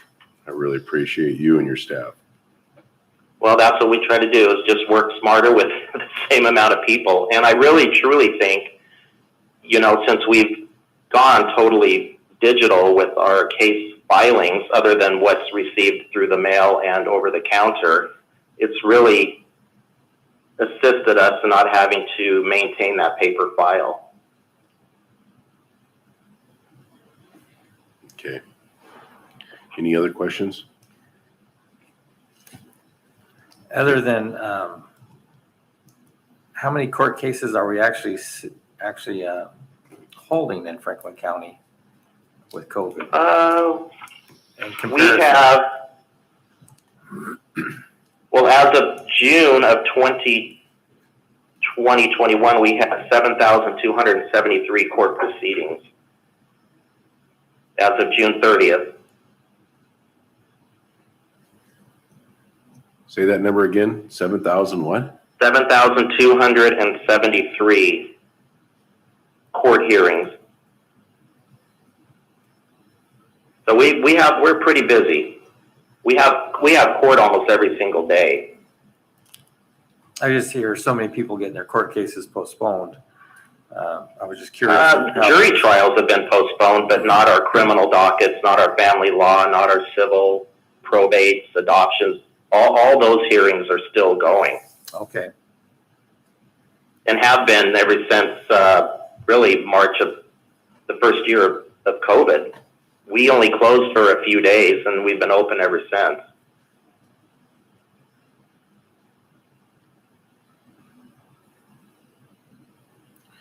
All righty, well, we thank you very much for your time. Is there any other questions for Mike? I have no further questions. Thank you, Michael. You're welcome. And then on the other two budgets, the one, oh my gosh, it's big. Oh, the miscellaneous The 116. miscellaneous, those are status quo. There's no changes in those. Okay. To speak of. Miscellaneous 116 and miscellaneous 117. Yes. Okay, thank you. All right. Thank you very much.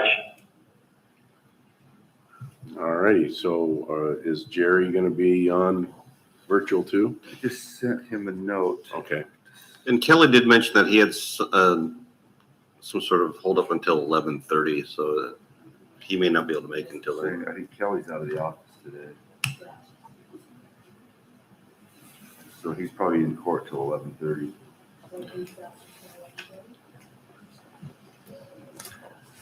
okay, so what do you want to do? Recess to 11:30?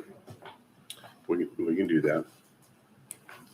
All right, so we'll recess to 11:30 for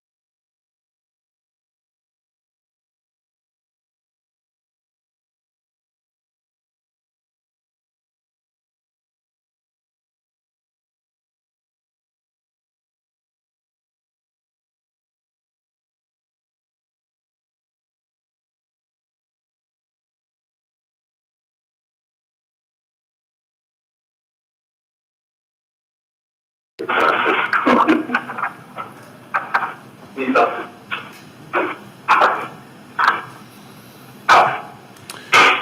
right, we are back from recess and reconvening the meeting. Is that District Court Judge Roach on? Good afternoon. This is Judge Roach, and we are ready to go. Guess it's good morning, isn't it? Yes. Go ahead, sir. Let's see. I think we have submitted the preliminary budget for 2022, and we are happy to answer any questions you may have regarding it. It looks to be everything is ditto, but just down to transfer out probation and increase of 5, right? Excuse me, can you say that again? You didn't come through very clearly. Transfer out probation. Oh, the transfer out in probation, let's see. A request of 5,000 more. Right, and what that has to do with is Sophia's salary, our probation officer, that $5,000 just moves from one column to another, actually. We have some, go ahead, can you explain that, Teresa? It has to do with a solid waste grant or something, and I'm not sure what the particulars are because I'm not the one who does those, who handles those figures and those matters related to that. Kelly is, she's on pre-scheduled vacation that's been scheduled for months. That's why she's not here today. But that is simply moving money from one column to another, as I understand it. But I can't explain it further than that. So no change in the budget then? Other than that, no. Yeah, other than that, no. Okay, that's all I got for questions. All right, anybody else? No, I have no questions. All right. As a practical matter, if nobody has any additional questions, you know, this court, I will just kind of editorialize. We have stayed active through COVID and have really not had our employees working remotely, nor have we not been available to the public. That's been important to us. We have conducted court mostly in person, although pursuant to the rules and the Supreme Court's rules, we have allowed people to communicate with us by phone. We have not used the WebEx or Zoom or any of those things because our clientele is not a sophisticated clientele, and they normally appear alone. They are not represented by counsel, especially on things such as traffic citations and first hearings after an arrest. In any event, the court did have difficulty with bench warrants for failure to appear, but we're catching up on that, and we don't have any bulge in the state that's coming. There has been a slowdown, as you can see, if you look at our preliminary budget. Well, maybe not preliminary budget. I'm looking at a year-to-date revenue document we have and year-to-date caseload. And our caseload has been dropping, and that has to do with the new legislation that relates to how officers respond to calls. And I'm sure each of you have heard anecdotal stories about some of the things that have come as a result of that, and I would be happy to talk to each of you individually at some time if you have any questions. But we are seeing a decline in the number of cases filed. The 20 average, let's see, was 761 per month matters filed. This is criminal and infractions. This doesn't, and civil matters even. And so 2020 it was 761 per month. This year so far it's been 692 per month. So that's about a 10% or more reduction. The civil filings for collection actions, we used to have 2,000, 2,500, 200 cases a month, 2,500 a year. This year, to date, we are at, the 2020 totals were 1,228. To date this year, we are at 971. So we're in the 10th, finishing the 10th month, we've had about 100 a month. And as you can see, for 20 totals, we had about 100 a month. That's about the same. But if you look back to 19, we had 2,555 cases. The court has no idea why that's happening other than COVID. You know, everything comes back to COVID. Hopefully we will see that come back as this COVID winds down. That's just kind of a general view of our sources of revenue. We're not in control, but we do monitor them, and we're happy to report to you anytime that we believe is important, and anytime you have any questions, do not hesitate to ask us. Another thing I will mention is we have an extremely solid group of employees right now. We are blessed to be able to have people who show up every day, do a great job, and that's working very well. That's my commentary. Anything I can answer for anybody or any questions? Questions? All right, well, I say great job. All right. Continue to do the great job. Well, we're doing our best, and don't hesitate. Anytime you need anything from us, to let us know. Thank you, gentlemen. Thank you, Mr. Roach. We'll let you go.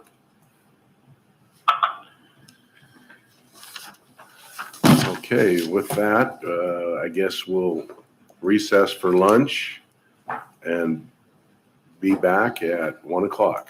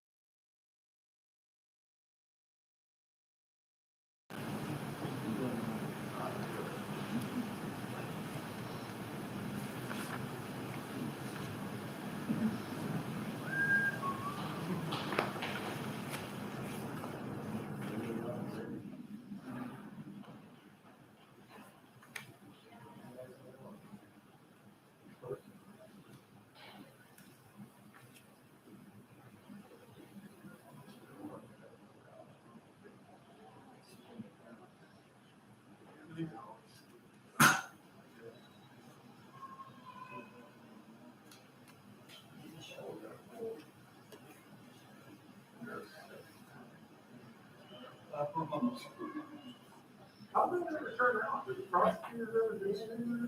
Yeah, not that I'm aware of. But- Karen. It got to them, right? Okay, it is 1 o'clock and we were back from recess of lunch, reconvene the meeting, and up now, Sheriff Raymond.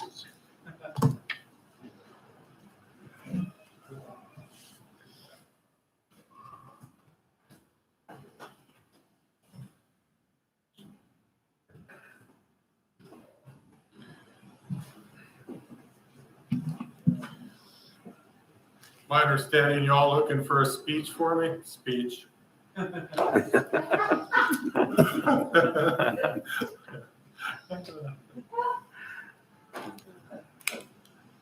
We submitted the numbers and we haven't heard anything back, and we believe those numbers accurately reflect how we're going to get new business in 2021.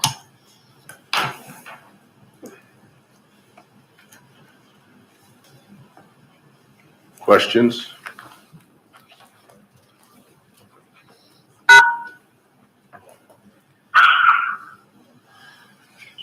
Ms. Commissioner Peck?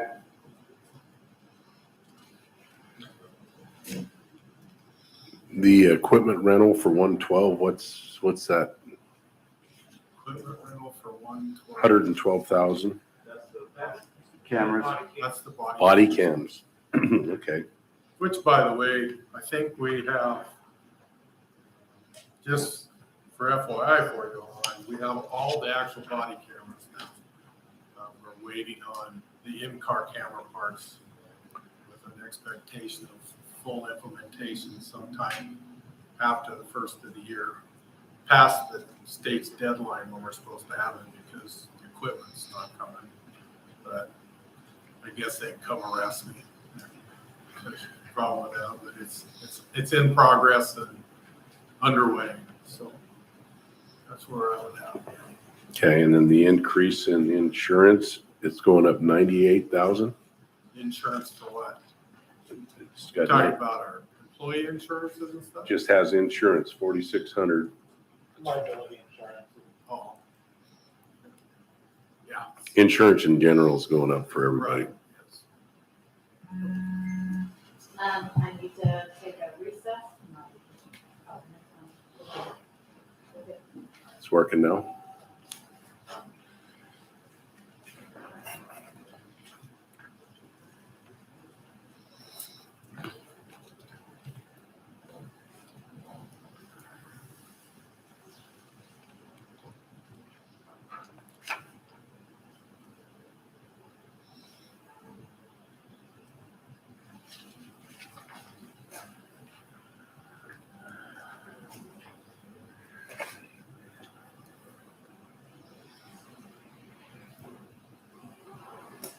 Does this reflect the carryovers for the couple projects that we have hanging? Because, The 200,000? yeah, and then we also held some money in from our vehicle purchases for part of that process that we didn't buy vehicles with. We held it in order to complete the project, so they came to zero.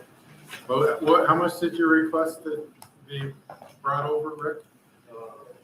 The 200,000 original and the 105,000. So there's a number Yeah. of 305 in there. Okay. Yeah. Just want to make sure that's there, so. We have it on, on page 33 of their budget, we have the 200,000 for the transfer in on the revenue side, and then 305, the emergency response equipment. Right. I think that was what you were talking about. Right. Yeah. That's why we're asking for the carry. Yeah. It's still in the form of a request, but it's in there as a request.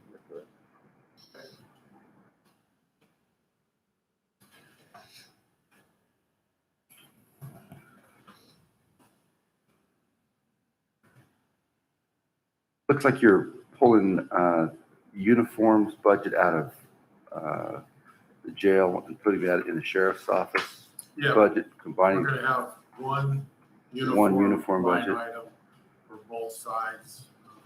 That's a management nightmare to do it the way we're doing it. Basically, we're going to as you need a uniform, you come see us, and if we don't have the uniform in supply, then we'll order your uniform on both sides of the house instead of having multiple accounts. The only time you really need to go back from that is if the sheriff's office and the jail separated. Same as all the budget reviews are ultimately going now to Cheryl Trujillo to oversee everything before it's sent this way, so that we have a little bit tighter control, if you will, making sure we're crossing all our T's and dotting all of our I's before we pay bills or create bills. It's going to one person and then out.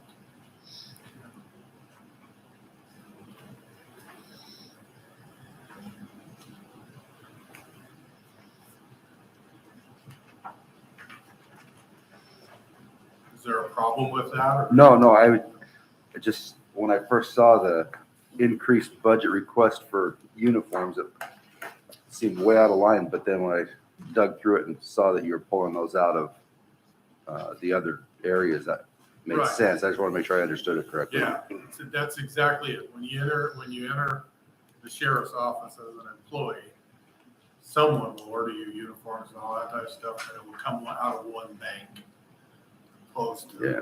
several different banks. Yeah.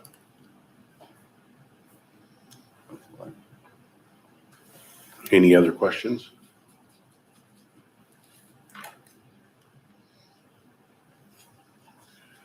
Nothing major changing in your budget from the previous year? No, we're not asking for any FTEs or anything like that this year. We're just gonna try to remain status quo until we see how things shake out.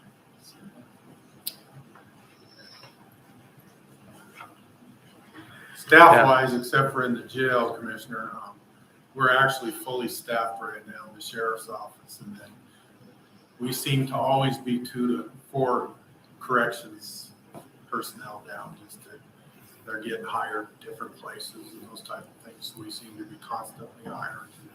Staff-wise, we're doing really good. We aren't experiencing the vacancies that some of the other agencies are experiencing right now in the Tri-Cities.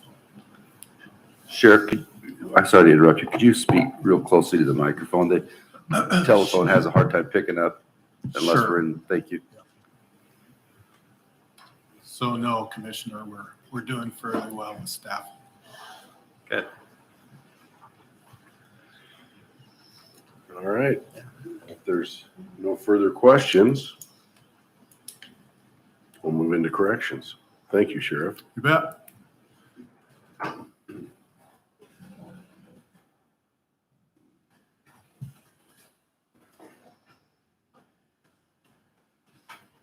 So other than some of the housekeeping things, trying to line items up to keep track and corrections, some of those issues, we are not asking for any more FTEs in our corrections division this year. We're also trying to maintain the status quo for right now to see how things shake out.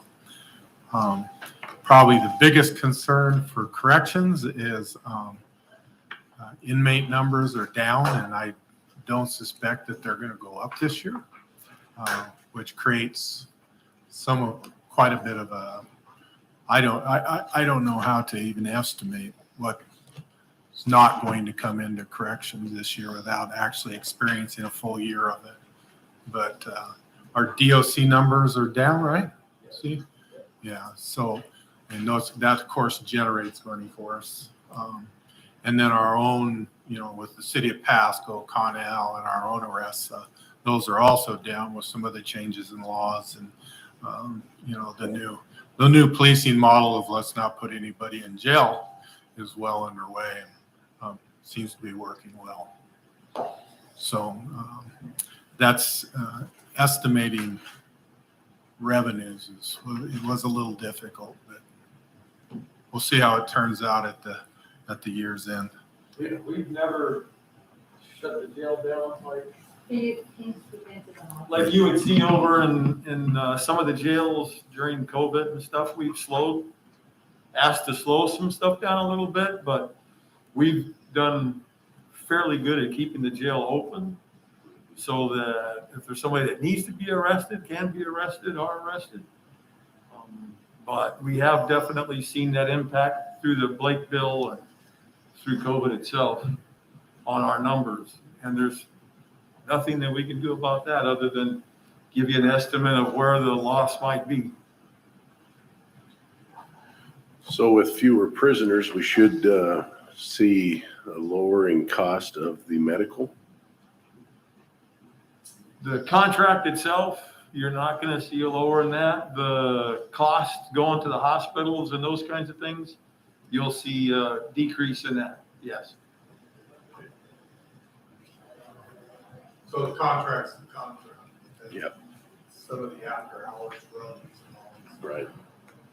Yeah, medications, those kinds of things down, yes.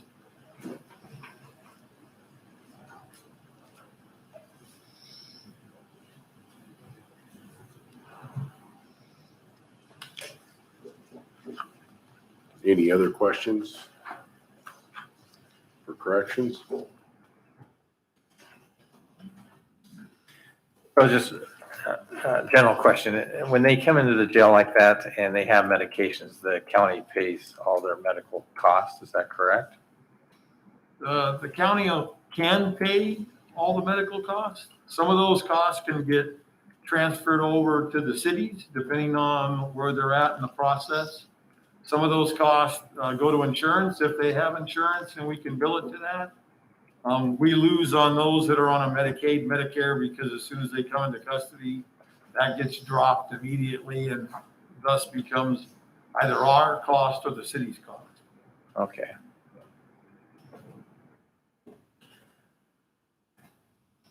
If you're on Medicare, Medicaid, and you're in jail, Doesn't work. and you come a minute, you walk out of jail, they turn it down.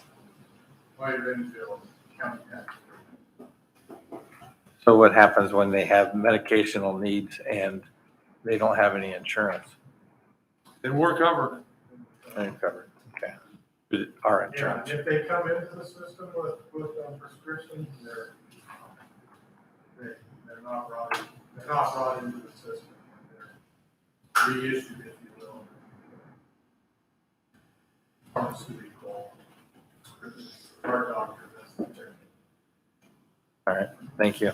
And we've done really good to try to offset those costs for especially medications by getting a contract with a medical provider for medications, which gives us the same rate that they give to the hospitals at Cadillac. So we've done pretty good on that part. Anything on the 134 fund as with less prisoners? So you're, Commissary. yeah, so the commissary piece of it is they're looking at a slightly increase off of that just because of shipping costs and those things that are affected by COVID. You're seeing that across, the Everywhere. nation. Yeah. Yeah. Farming included.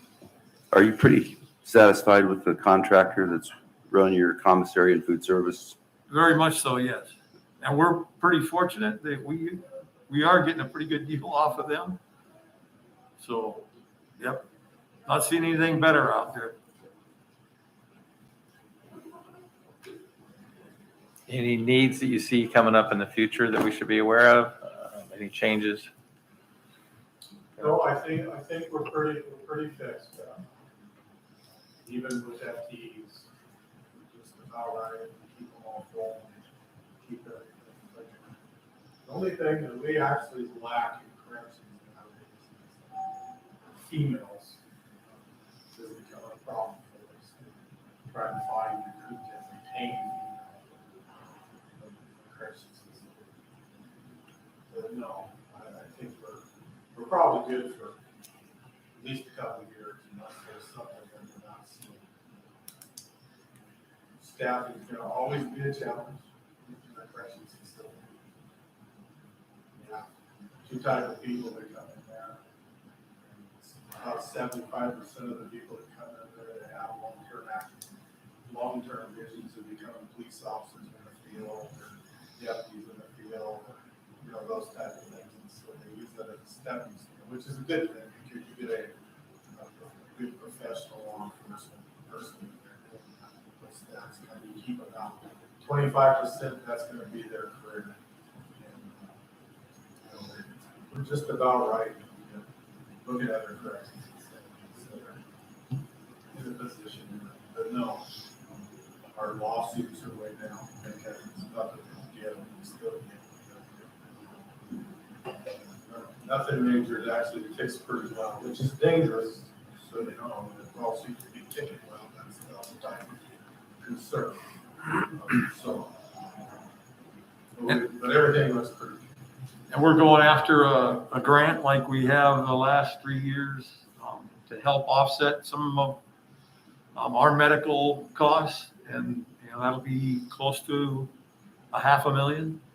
Hopefully we'll be able to get that. It's looking good at this point, but don't have it yet. And that's for the MAP program. And they help offset a lot of our medical costs in the medications as well.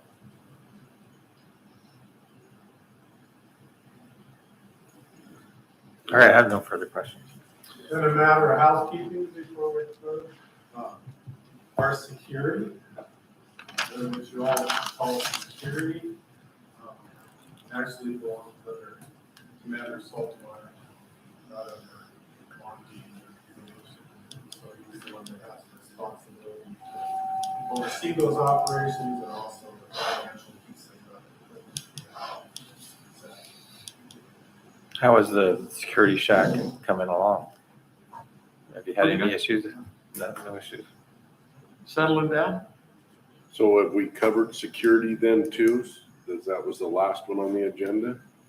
Probably not. Okay, so we'll bring security back. Yeah. Okay. I was wondering, Same with 911. But we can discuss those. Okay. Just for housekeeping. Anything that has the new security under it. needs to be able to connect it. okay. All right. With no further questions, then we'll move down to communications dispatch function. So we're assuming that we're discussing 911 because currently Rick Rochlow is the county's 911 representative, make sure he goes to the meetings, you know, traffic's the money coming in and out. But we have no 911 dispatch responsibilities in the county anymore, unless we break away from the CCOM model, which I don't think will happen. Seems to be working really well. So just so there's an understanding for everybody, that's Rick goes to quarterly 911 meetings and represents the county for the PSAP monies, basically. He doesn't control how those monies go or come. I think he just reports to you all anything that might be changing in the system. So that's really our extent of E911. Other than my legal responsibilities as the sheriff.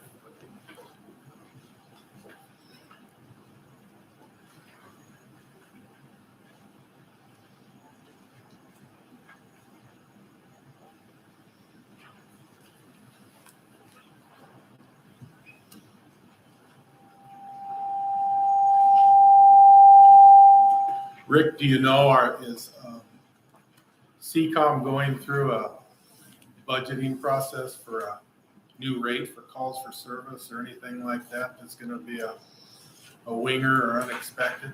As far as I know, we haven't heard any specific numbers yet. Carol did budget in, I think, $50,000 for instance, to go up in the year. Sheriff, would you repeat that so that people out can hear what was just said? So it's good to you come up to the mic. He says he doesn't know of any substantial increases that are coming in from CCOM for like calls of service and those type of things. Budgeted 50,000 extra just in case there's increases, is that what you're saying? There seems to have been increases yearly, so this was the first year we actually increased the line item, so we did increase it, I believe by 50,000 to anticipate those increases as they come.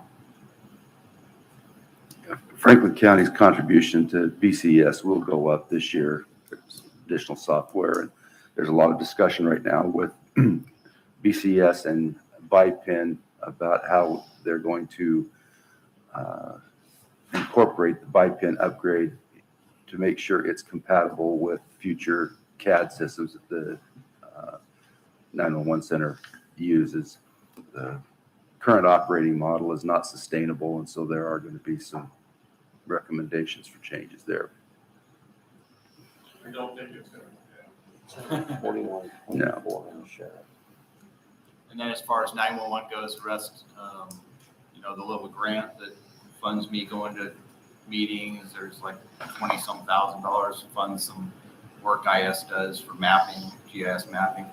And then the bulk of the 911 stuff is tax money that comes in and goes right back out to CCOM.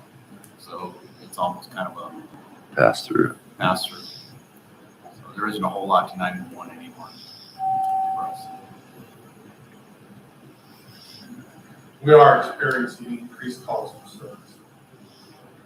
And with that comes a cost every time we have a call for service. It's kind of a hit and miss. The increases haven't been that much.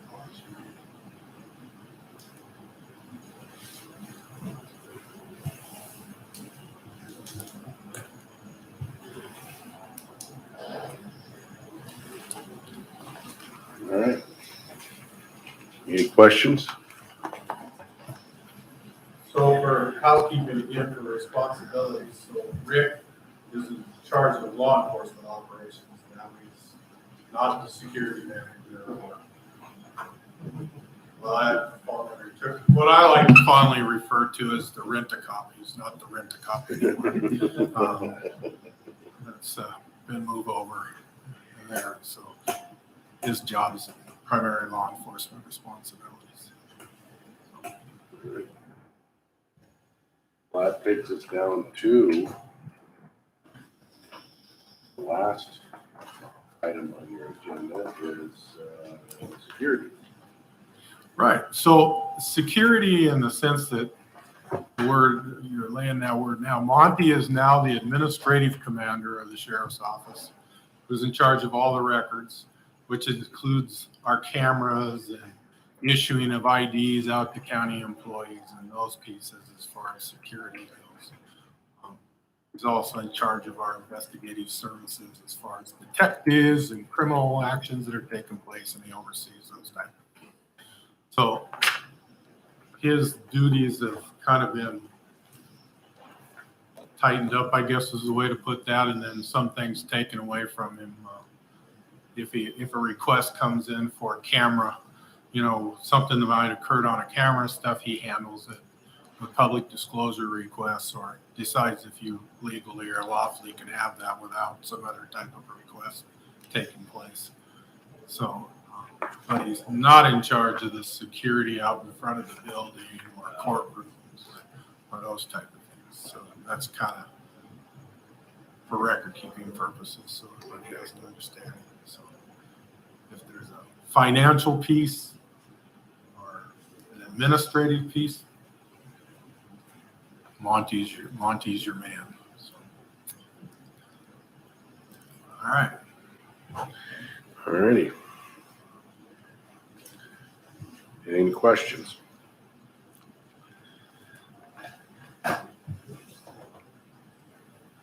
Well, I think that concludes the sheriff's, correct? Is there anything else? I think that's it. Anything else you want to add, Sheriff?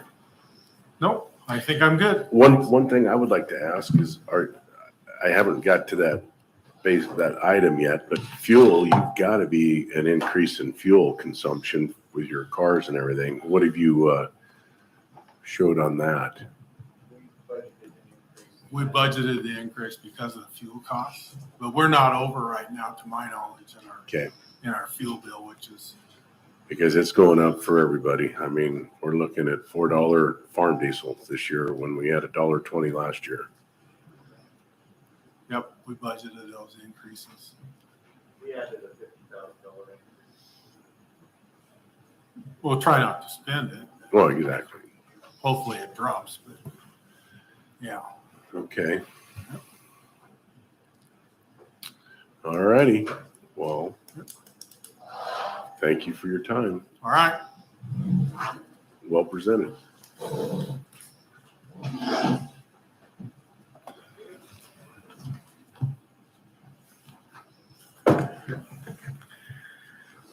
Tomorrow. Yep. 1 o'clock tomorrow. You know, it starts at 1 because they anticipated a county commissioner meeting, but we have that tomorrow night. Correct. So 1 o'clock tomorrow, and we've got Sorry. Kyle and Tiffany and Daryl. Got 3 departments going tomorrow. All righty. If there's no further business, then the meeting is adjourned. Just gonna leave my notebooks right here.